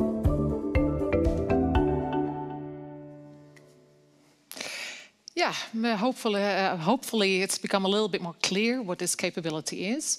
And although we've been teaching this for about 4 years at the Hanze with partners all over the world, it doesn't come from the Netherlands. It actually stems from UNESCO. UNESCO has been practicing future literacy in future literacy workshops and labs all over the world. And my next guest, my first guest, is my good friend Eva. She will explain her connection to future literacy, how this came about at UNESCO, what you've been doing and why it is important to young people. Je suis camerounaise et travaille en tant que responsable projet au sein de l'UNESCO sur le développement d'une compétence un peu particulière qu'on appelle la littératie des futurs ou Futures Literacy. Notre travail au sein de l'UNESCO, il est pluriel puisqu'on a un mandat qui s'attaque à l'éducation, la science et la culture, donc somme toute la connaissance. Et donc c'est tout particulier de parler justement du futur puisque le futur n'existe pas, donc comment le futur peut-il être objet de connaissance? Et bien c'est très simple, c'est qu'on passe d'une discussion sur des objets de connaissance pour avoir une discussion sur les acteurs de connaissance, diversifier les personnes qui ont le droit et qui se donnent le droit de se dire j'ai quelque chose à partager avec mon prochain. Donc pouvoir engager dans des discussions sur des valeurs, des discussions sur des thèmes symboliques qui sont forts, et c'est aussi tout l'intérêt d'avoir des acteurs comme l'UNESCO dans ce type de questions, c'est que nous ne sommes attachés à aucun attachement économique particulier. Effectivement, nous dépendons de nos États membres, mais ça nous permet en fait de couvrir une pluralité de thématiques. Des thématiques comme le futur des Syriens, du retour des Syriens, un sujet que je portais encore la semaine dernière, le futur de l'Amérique noire aux États-Unis, ou encore le futur de l'activisme que je portais avec l'EUS il y a quelques temps, ou un autre projet qu'on aura ensemble sur le futur de la philanthropie au Brésil. Pourquoi en fait ces thématiques-là? C'est parce qu'on a une approche qui est plus basée sur la demande, toujours partir d'une sorte de nivellement par le bas, avoir justement une pluralité d'acteurs. On peut travailler effectivement avec des États membres, aussi bien qu'avec des organisations non gouvernementales, des universités. Et l'UNESCO a ainsi développé ce qu'on appelle le réseau mondial de la littératie des futurs, qui couvre plus de 20 chaires dans le monde entier, y compris l'université de Hanze. Et c'est comme ça qu'on a pu se connaître avec l'EUS. Moi, à titre personnel, ça me parle sur plusieurs points, notamment ce qu'on appelle la décolonisation des savoirs, la décolonisation des êtres et la décolonisation de la terre, du rapport entre les êtres humains. Comment on peut porter des discussions d'égal à égal? Ça passe déjà par la reconnaissance de l'autre en soi et la reconnaissance de soi en l'autre. Et c'est en portant justement des activités qui permettent de discuter des valeurs qu'on peut le faire. Et je pense que c'est un message très fort pour notre génération à plusieurs titres.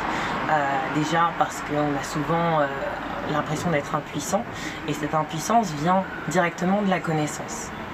Est-ce que le fait de ne pas sentir suffisamment entendu vient aussi du fait qu'on a l'impression de ne pas pouvoir s'exprimer. Et donc le fait de jouer sur ces deux tableaux est extrêmement important pour nous en tant que jeunes, mais je pense que ça s'adresse aussi à toute minorité. D'une façon ou d'une autre, chacun est minorité dans le monde dans lequel on évolue. Il y a des minorités qui sont plus fortes, j'appartiens à une minorité visible, plutôt à plusieurs minorités visibles qui sont évidentes. Et c'est sur ce point-là en fait que nous on veut pouvoir agir. Et donc je suis très contente que l'UNESCO et l'université de Hanze portent ces questions-là et qu'un série d'autres acteurs dans le monde le fassent également. Je vous remercie. Yes, as you can see, UNESCO has been working with future literacy people like Eva, and doing these labs and workshops all over the world. But what does it really mean if you work with local champions, as we call them, on the ground to actually have young people participate in a future literacy workshop? What does that look like? And 2 years ago, I was very fortunate to work with Hai-Ha, my friend Hai-Ha, in Hanoi on a project through the United Nations on the future of gender equality in STEM education, and she will talk to us what her experience was to work with this methodology. Hello, my name is Sahavuti and I'm a consultant for youth programming with UNESCO. I had the pleasure to work with Luz, John and Reel in designing a futures literacy lab called STEM Speak, where we gathered young STEM practitioners to rethink STEM education with a focus on gender equality.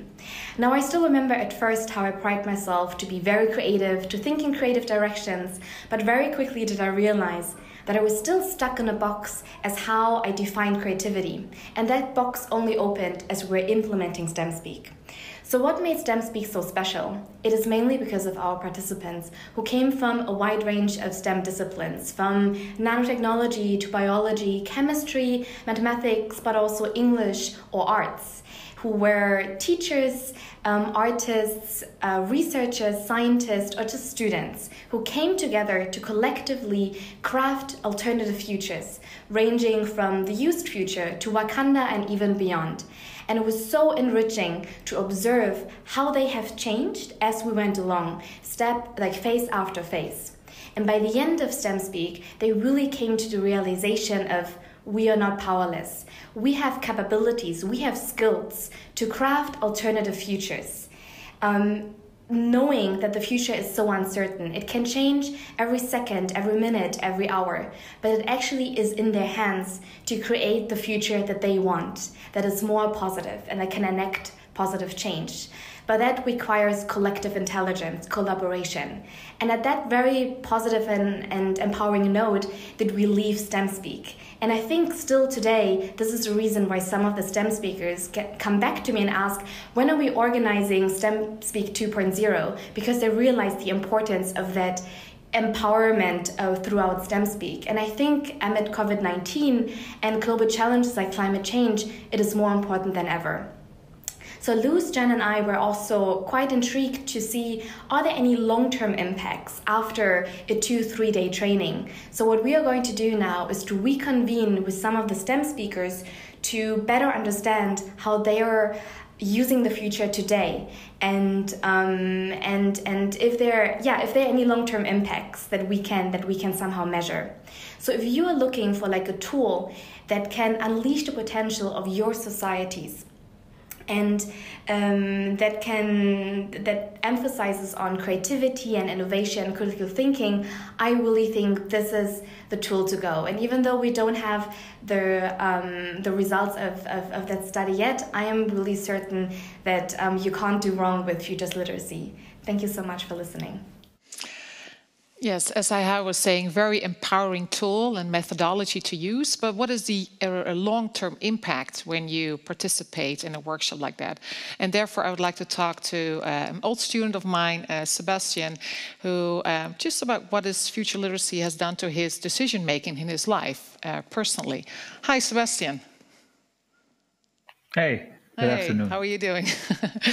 Look, I just want to talk to you briefly, because you've been working with future literacy for a few years now. How has it impacted your life? Can you give us some examples? Yeah, sure. I think that in general, I have to say that futures literacy is a lot about opening up opportunities instead of seeing restrictions in something. And I've been able to, I had the opportunity to become a facilitator in futures literacy, and therefore, and hereby also facilitate in a lot of labs and travel around to participate in some. And it has really enabled me to, what I said, go beyond the restrictions and putting yourself into a box, but to see opportunities and also a lot of learning opportunities in my field of studying in international politics. Right. And you're saying you facilitate labs. Can you give an example of one you did recently? Yeah, recently I went, we went to Somaliland and facilitated a lab for people, young leaders in Somaliland, and I had the opportunity to train them in futures literacy. And that was a great experience because you're not only because of the current pandemic, you're not only able to go there physically, but more so in a digital world. And what impressed me the most there was that you can really feel the impact through the screen. It might sound weird, but in that sense, we were really connected to these people, even though I've never seen them in my life. But I was able to connect with them in a digital way. Okay, thank you so much. We need to move on, but thanks, Sebastian. So, Luz, I got a question in the chat from someone who's viewing, who's watching. The question was, in Dutch we have this saying, leven lang leren. Lifelong learning. Lifelong learning. How can future literacy be something for all ages, or is it something for youth only? No, it's definitely, everybody uses the future. Even babies use the future, even plants use the future when they drop their leaves, and older people too. So this is all about becoming aware of how we anticipate and how we use the future. So it's definitely for all ages. We see sometimes that young people tend to be more optimistic, although now maybe that is changing a little bit. But people of all ages, all background, it is a great tool for people to come together on an even playing field to negotiate futures. Because the thing is, nobody owns the future. Young people do not, older people do not. So when we go to the far future of 2050 or 2060, nobody is an expert, and that makes it a great playing field to negotiate shared meaning, to discuss what we find is really important, and ultimately feel more empowered. Thanks, Luz. It was really interesting. Also, thanks to all the speakers you talked to. Yeah. And for now, we will round up this session. Keep asking questions for the next sessions, because the next session that's up will be Challenge Fund for Youth Employment, and Melody will be here again. See you then.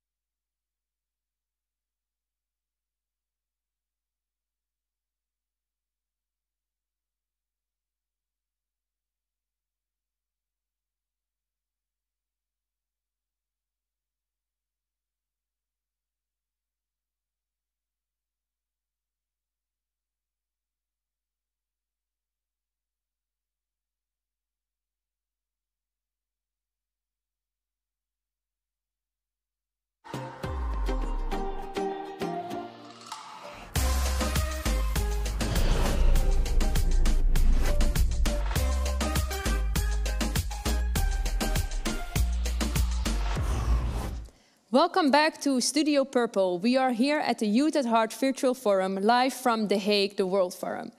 Thanks for staying with us. If you're tuning just in, let me tell you what we are doing here. We are at the Youth at Heart Forum, where we're talking about youth employment, about work, and we're putting the youth at the center of it. We have 9 different organizations coming in the spotlight and telling us about what they are doing to tackle these challenges. And today we are going to talk with Joost Verwilgen and another Joost and Josh. So we have 3 similar named gentlemen with us to talk about the challenges of youth employment in Uganda. Before I'm going to introduce you to the ones that we have virtually with us, I want to first go actually to you, our viewers, because you can interact with us through the chat box, you can interact with us through social media, but we also have a poll question for you in this session.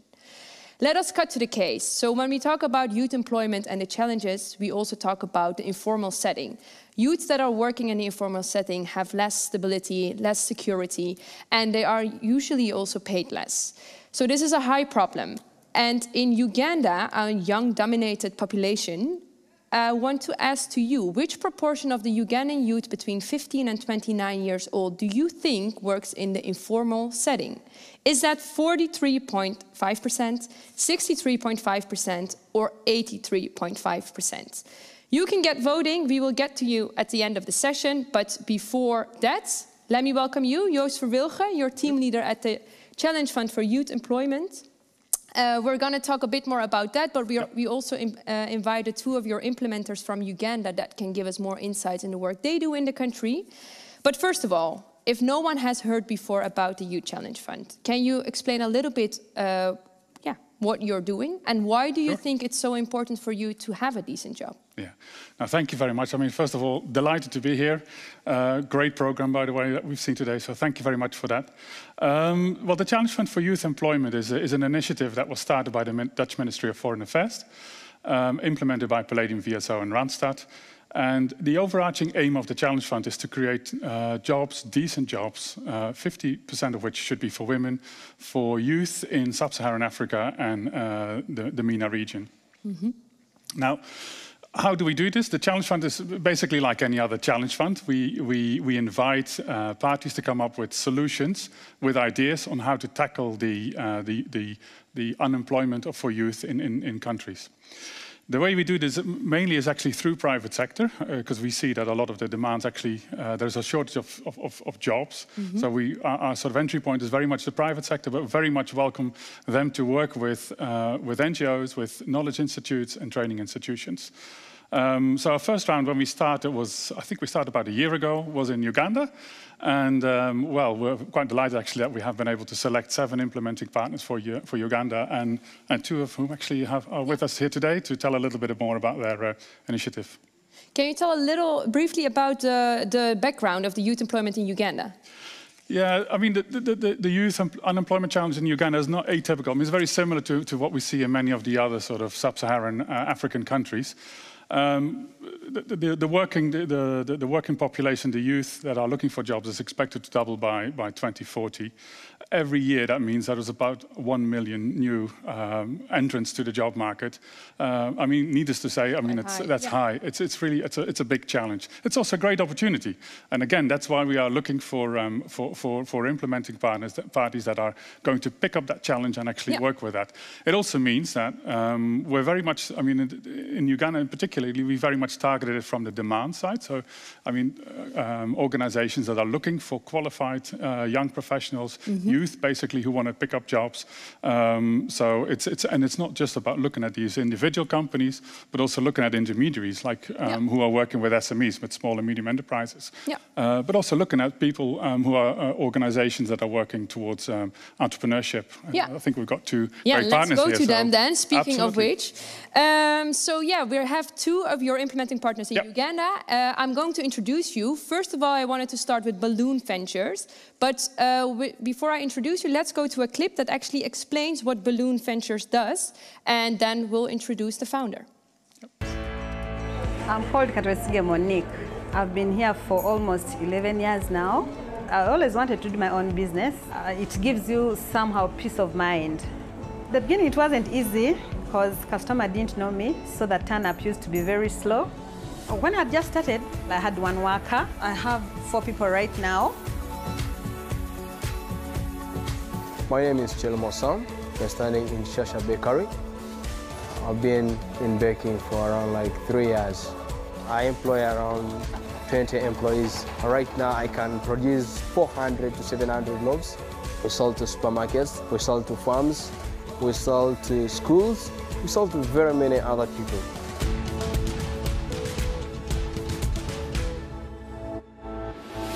I would like to grow this business more. I'd like to see more workers like making jewelry and help the youth to gain more skills also. What this baker is doing in this community really is doing something very great. I have employed very many of the youths within this community. I remember one of the boys whom I taught, he's now outside there, he's working out of the skill that I gave it to him.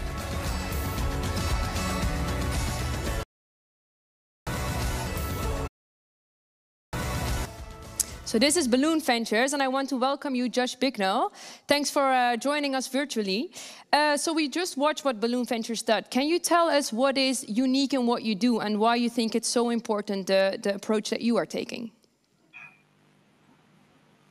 Yeah, hi everyone, nice to be here. So yeah, the big problem as we see it in Uganda is not necessarily unemployment. You know, the unemployment levels are quite low. It's actually informal employment. So because there's no medium-sized enterprises providing these good jobs, people are forced to go out and start their own. And so what we do at Balloon is we try and find those exceptional entrepreneurs like Monique and Sam that are running very traditional business, and we help them to grow, because many of these businesses, they get stuck, and they get stuck for a couple of reasons. One of which is they can't get access to funding because they're considered too high risk. But the second reason is really that they don't have the management foundations to grow. So they don't have, you know, bookkeeping, planning, good HR. So we try and fix those two. We provide investments to enable them to grow and expand.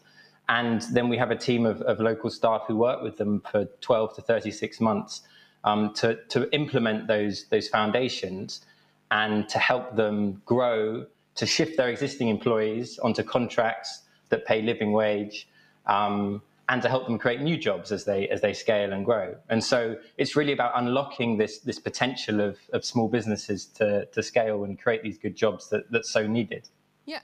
And well, if I can then cut to the case immediately, what are you going to do with the support of the Challenge Fund? How are you going to use that in the approach that you use? Yeah. So we've been playing, you know, with this massive problem for kind of 8 to 10 years now. And we've tried various things along the way. So we're very lucky that we've been supported along the journey by some other fantastic organizations, people like Global Innovation Fund, our Gideas Foundation. And we've piloted this, and we've reached the point where it's really working. The goal is to create a model that's financially sustainable, that can scale across sub-Saharan Africa and, you know, help to unlock potentially 50 million jobs, which is what this group could create. And so, yeah, we've run this pilot. We've got to 40% sustainability. And now we really want to go the whole level and prove that the model works at scale, and that it can be fully financially sustainable. And so the Challenge Fund is an amazing opportunity that comes in at this point to help us continue growing and hopefully proving that this model works, to then, support other people and crowd in other organizations to do it in their own geographies. Thank you. And I'm sorry we have to keep it short because we only have 50 minutes, and I want to also put healthy entrepreneurs in the spotlight. Joost van Enge, I will introduce you after the short clip, and we are going to watch it to understand what Healthy Entrepreneur does. Healthy Entrepreneurs improves this situation by training local people to start their own mini pharmacy. These entrepreneurs sell basic products and provide information and advice about healthcare. Our model works like this. Entrepreneurs are selected and trained to become healthy entrepreneurs. They invest $50 in advance and participate in a course. They receive a starter kit on credit with healthcare products and a tablet with advice and information.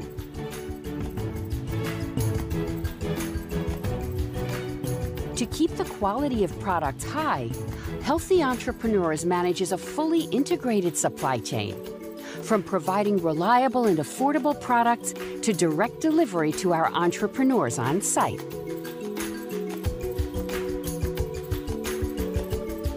In only 5 years' time, our entrepreneurs have created access to basic health for more than 4 million men, women, and children.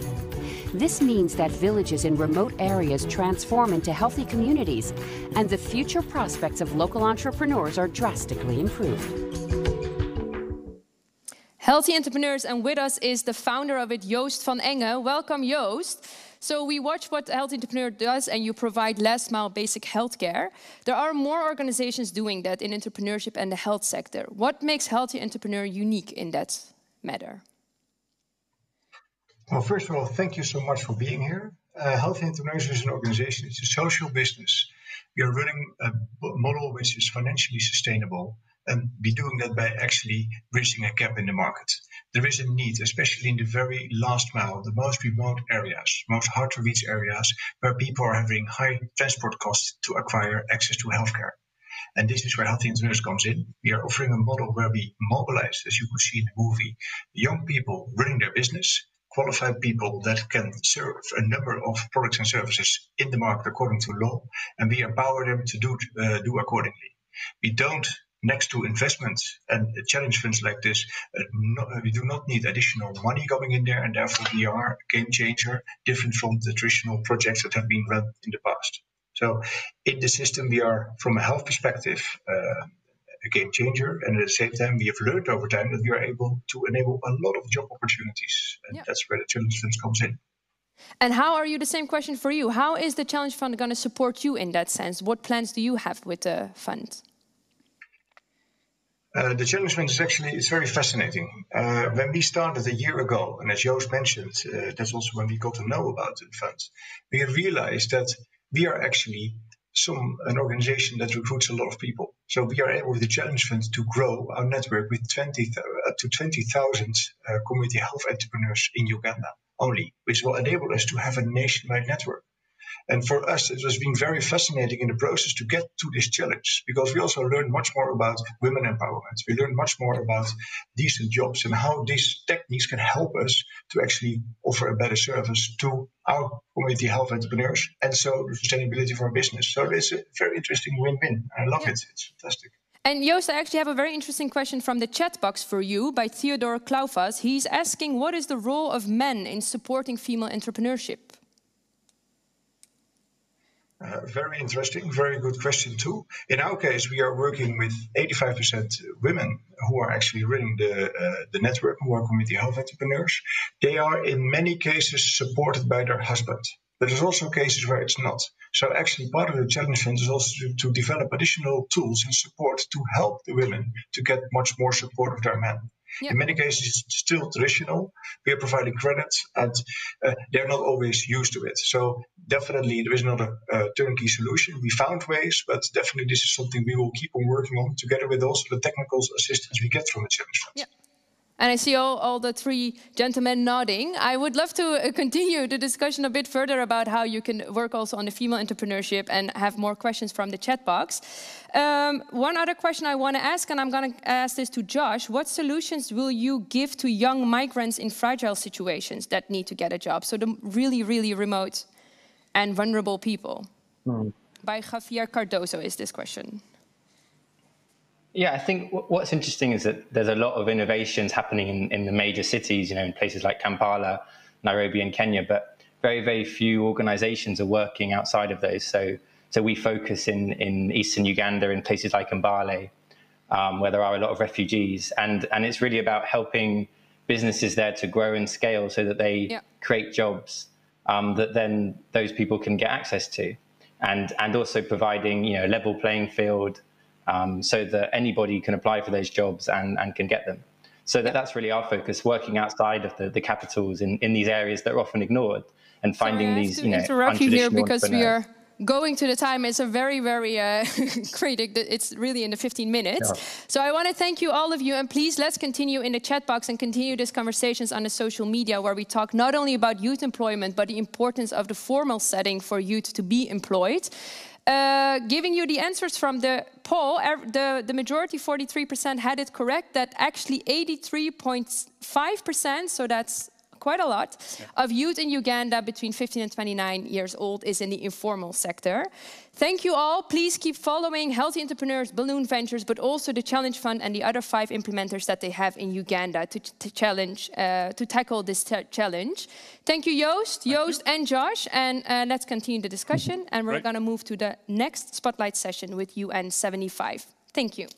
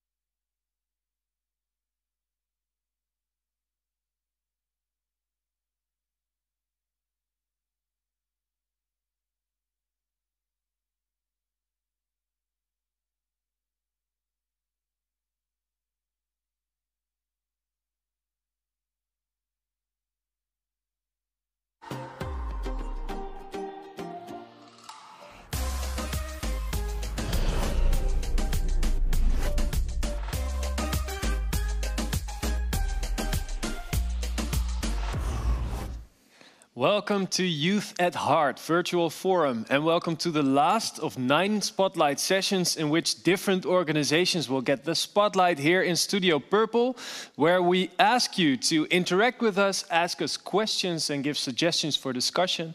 And now we are going to talk about the celebration, about a birthday actually, the birthday of the United Nations. And here with me is Mert Koenroe, youth representative for the Netherlands on human rights and security. Exactly. And also with me is Paul Bjoerdal, who is involved in the celebrations. Hello, Paul. Hi, Paul.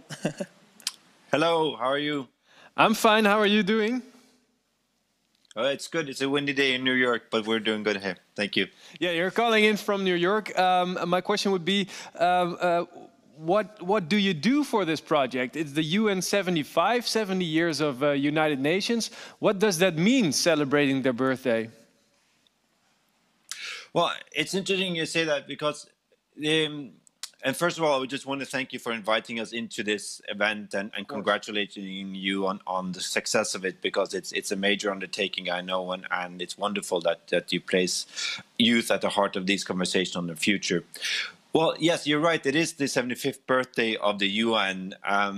But when the Secretary General decided on how he wanted us to celebrate, he didn't want us to have a normal celebration. He wanted us to have a reflection on the future, on the state of affairs as it looks now, and on people's aspirations. So in the context of, as he had said himself, we're in surplus of multilateral challenges and a deficit of multilateral solutions. We're in a situation where we're in a retreat from multilateralism. We see a rise of super friction, power friction, and rise of isolationism and ad hoc shifting alliances. So basically, we're in a situation where multilateralism is not working great at the moment, and the Secretary General wants us to have a conversation to listen to we the peoples, to especially listen to youth about their aspirations for the future, what they want to see and how they want the UN to be relevant to address the future challenges of our times. And we've listened to now more than 1.2 million people. Almost 50% of them are young people in the age of between 16 and 30. And we heard a lot of interesting things. And I think, I understand that some people will see a little bit of film that also shows and demonstrates some of our findings. But it's a really interesting undertaking. And we heard a lot of clear messages from the youth that we appreciate and that will set us on an interesting course for driving change for the future. Thanks, Paul. Mert, that sounds good. You can't be against that, but we'll see the video first to see what we're talking about actually. Sounds good.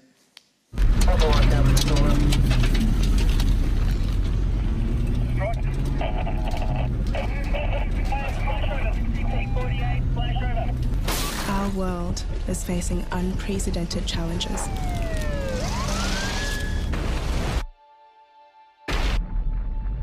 Climate change is altering natural balance.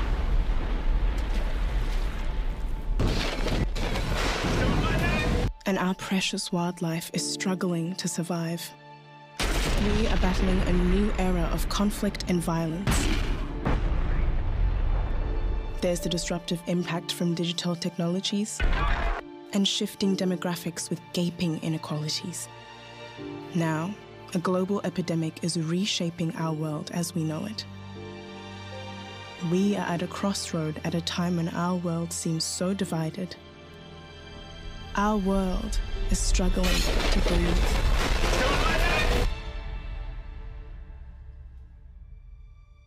For the United Nations 75th anniversary, we set out to ask the world, what are your hopes for your future?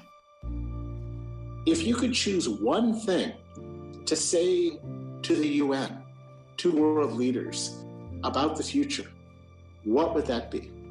In January 2020, the United Nations launched a global initiative to have the world's largest conversation on the future we want.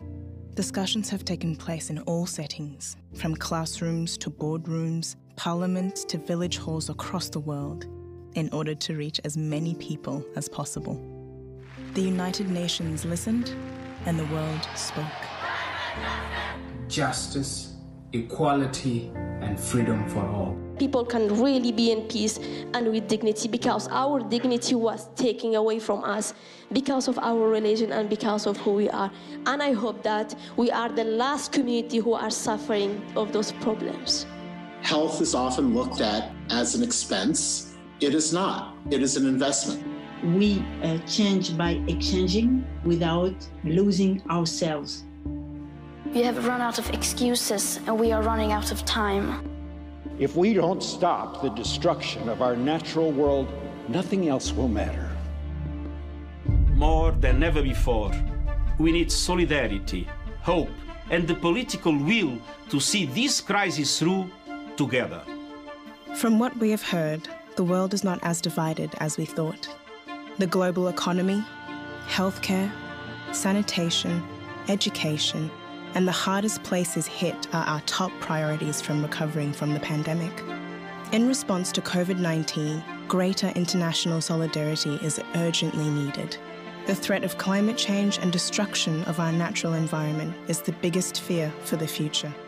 We need increased efforts to reduce conflict and violence, and we aspire to further protect human rights. For optimism about our future, we need to look to our young people. The overwhelming majority of us believe global cooperation is more vital than ever. Every time we fail to find solutions to global challenges, the most vulnerable people in our societies are hit the hardest.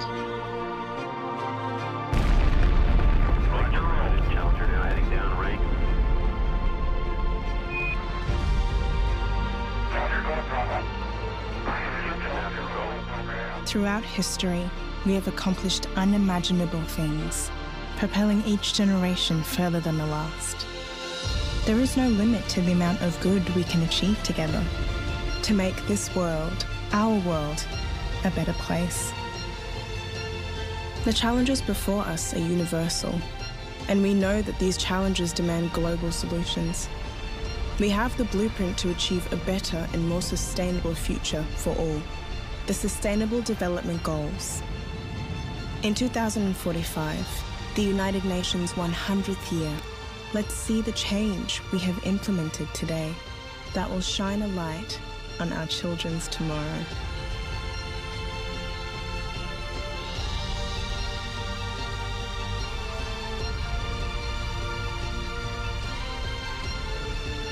Change is coming. The real power belongs to the people. And I want to turn the question inside out as well. I will not ask, how dare you? Instead, I will ask, do you dare to? This is the most urgent of times and the most urgent of messages. Now must be our moment for action.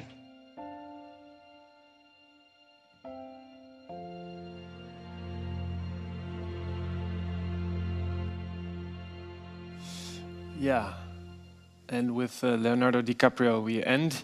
Mert, you asked me, let's talk about the celebration of the birthday of the United Nations.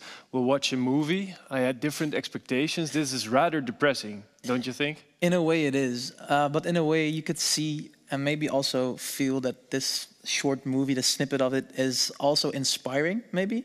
I mean, when I saw, the first time when I saw this, I got the literal chills. And when you hear young people such as Greta talk about our future, our common future, there is a sense and there is the notion that young people generally do not understand these topics, but that is just, in my personal opinion, obviously, in the opinion of the youth in general, just total nonsense. We do know what the future will entail, and we do know how we can actually contribute to that future. All we ask for is a hand instead of like the finger that we are getting often right now. In this video, as well as in discussions about this topic, we hear the words future and hopeful a lot. Now, for you as a youth representative, what should the role of youth be in that future and hope? That is an excellent question.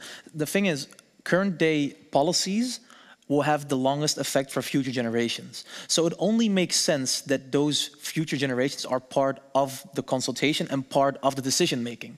So what we propose and what we say is invite them at that table, allow them to negotiate and allow them to permanently and also structurally contribute to the solutions. That's what we basically ask for. And you say the problem is not that they don't want to join, because when I see these kind of things, you might get the feeling, well, it doesn't matter anymore. It's not on my behalf. We'll see.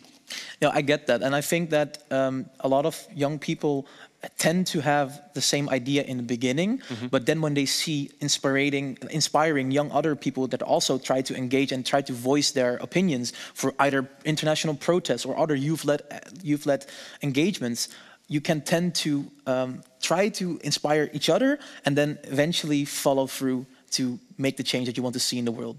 Now, Paul, you were talking about, for example, a global dialogue in which you have consulted a lot of people as well, maybe older people, but a lot of youth especially. Now, what were the most striking findings from those global dialogues? Thank you for that question. And I think I'll just kind of echo also what Mert says, that really the voices and that we heard of the youth, that's so critical for this conversation, because it's about their future and it's about their stake in the future. And that's why it was so interesting. I'll make 3 points in terms of what we heard from youth in our, there was a lot of things, but 3 main things. First, climate change and a healthy planet. Clearly, youth want to see a planet that's in much more healthy state than the current one is, and with the current outlooks. So, I mean, an overwhelming majority, when it comes to their future outlooks, asks us to prioritize both conservation of the environment and also when they're stating what is the key concern, it's really the change of the climate and not seeing it going in the right direction. That's the first thing. The second thing, and as you touched upon, actually, this film, of course, yes, there is a lot of not great things happening in the world. There, you can get pessimistic by seeing it.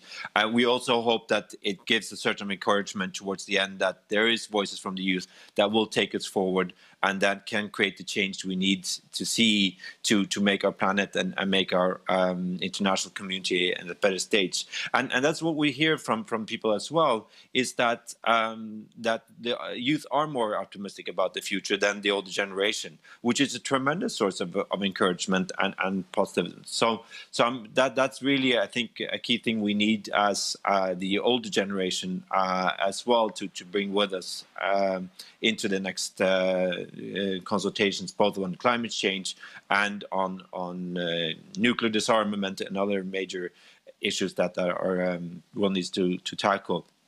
Inequality is a second thing as well that youth are very concerned about. They want to see us addressing social injustice, racial injustice, gender injustice, xenophobia against migrants and refugees at a much tougher way than we have, and find solutions where we can look at ourselves as an international community whilst also taking care of our national and local communities. This notion that you're either internationalist or nationalist, I think that's very strongly refuted by youth, that you can actually take care of your own national interest whilst also being an international champion. Lastly and quickly, quality education and decent job also came up as a key thing. Chiefly also and a concern of rebuilding after the COVID pandemic, but also kind of looking to the future where the job market is changing rapidly. Technology is changing the nature of work. Certainly, I'm not part of the very older generation yet, but even my education when I was educated 20 years back looks very differently than it just does now, and the jobs and the skills that youth will need to adapt to that, and that's also a concern and issue that they raised, where also the international community should pay attention.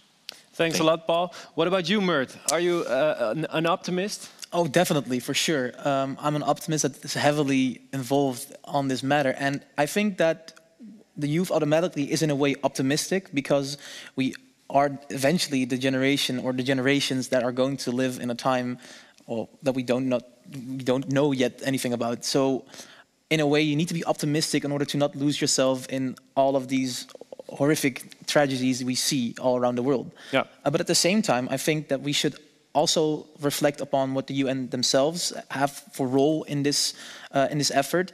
And we see that a lot of young people do not necessarily understand in which way they can contribute to the solutions. And we therefore would like to say to them that you need to organize yourself, you need to come together to become a force they actually need to be reckoned with. And we therefore would love to see that happening on a larger scale. And we also ask for the UN themselves to participate and to facilitate in that. Because what we always say is, if you just saw all those violent revolutions in the beginning, and if you want to prevent violent revolutions, you should allow and facilitate societal evolution. And that's what we ask for, and that's what we are trying to resonate the entire time. Let's hope to be able to celebrate the next 75 years of United Nations with a lot of progress. Thanks for joining us. Paul Bjordal from New York. What time is it where you are right now? It's 10:15 in the morning, so we still have a good ways to go on this day. Have a nice day then. Mert, thanks. Thank you very much. And Melody, join me, because we have come to the end of 9 spotlight sessions in total. Thank you to our speakers for this session. This was the end of this session. And this means that we're at the end of the entire day. Yeah. Well, it went by pretty fast, I would say, and I got kind of used to our little Studio Purple living room setting.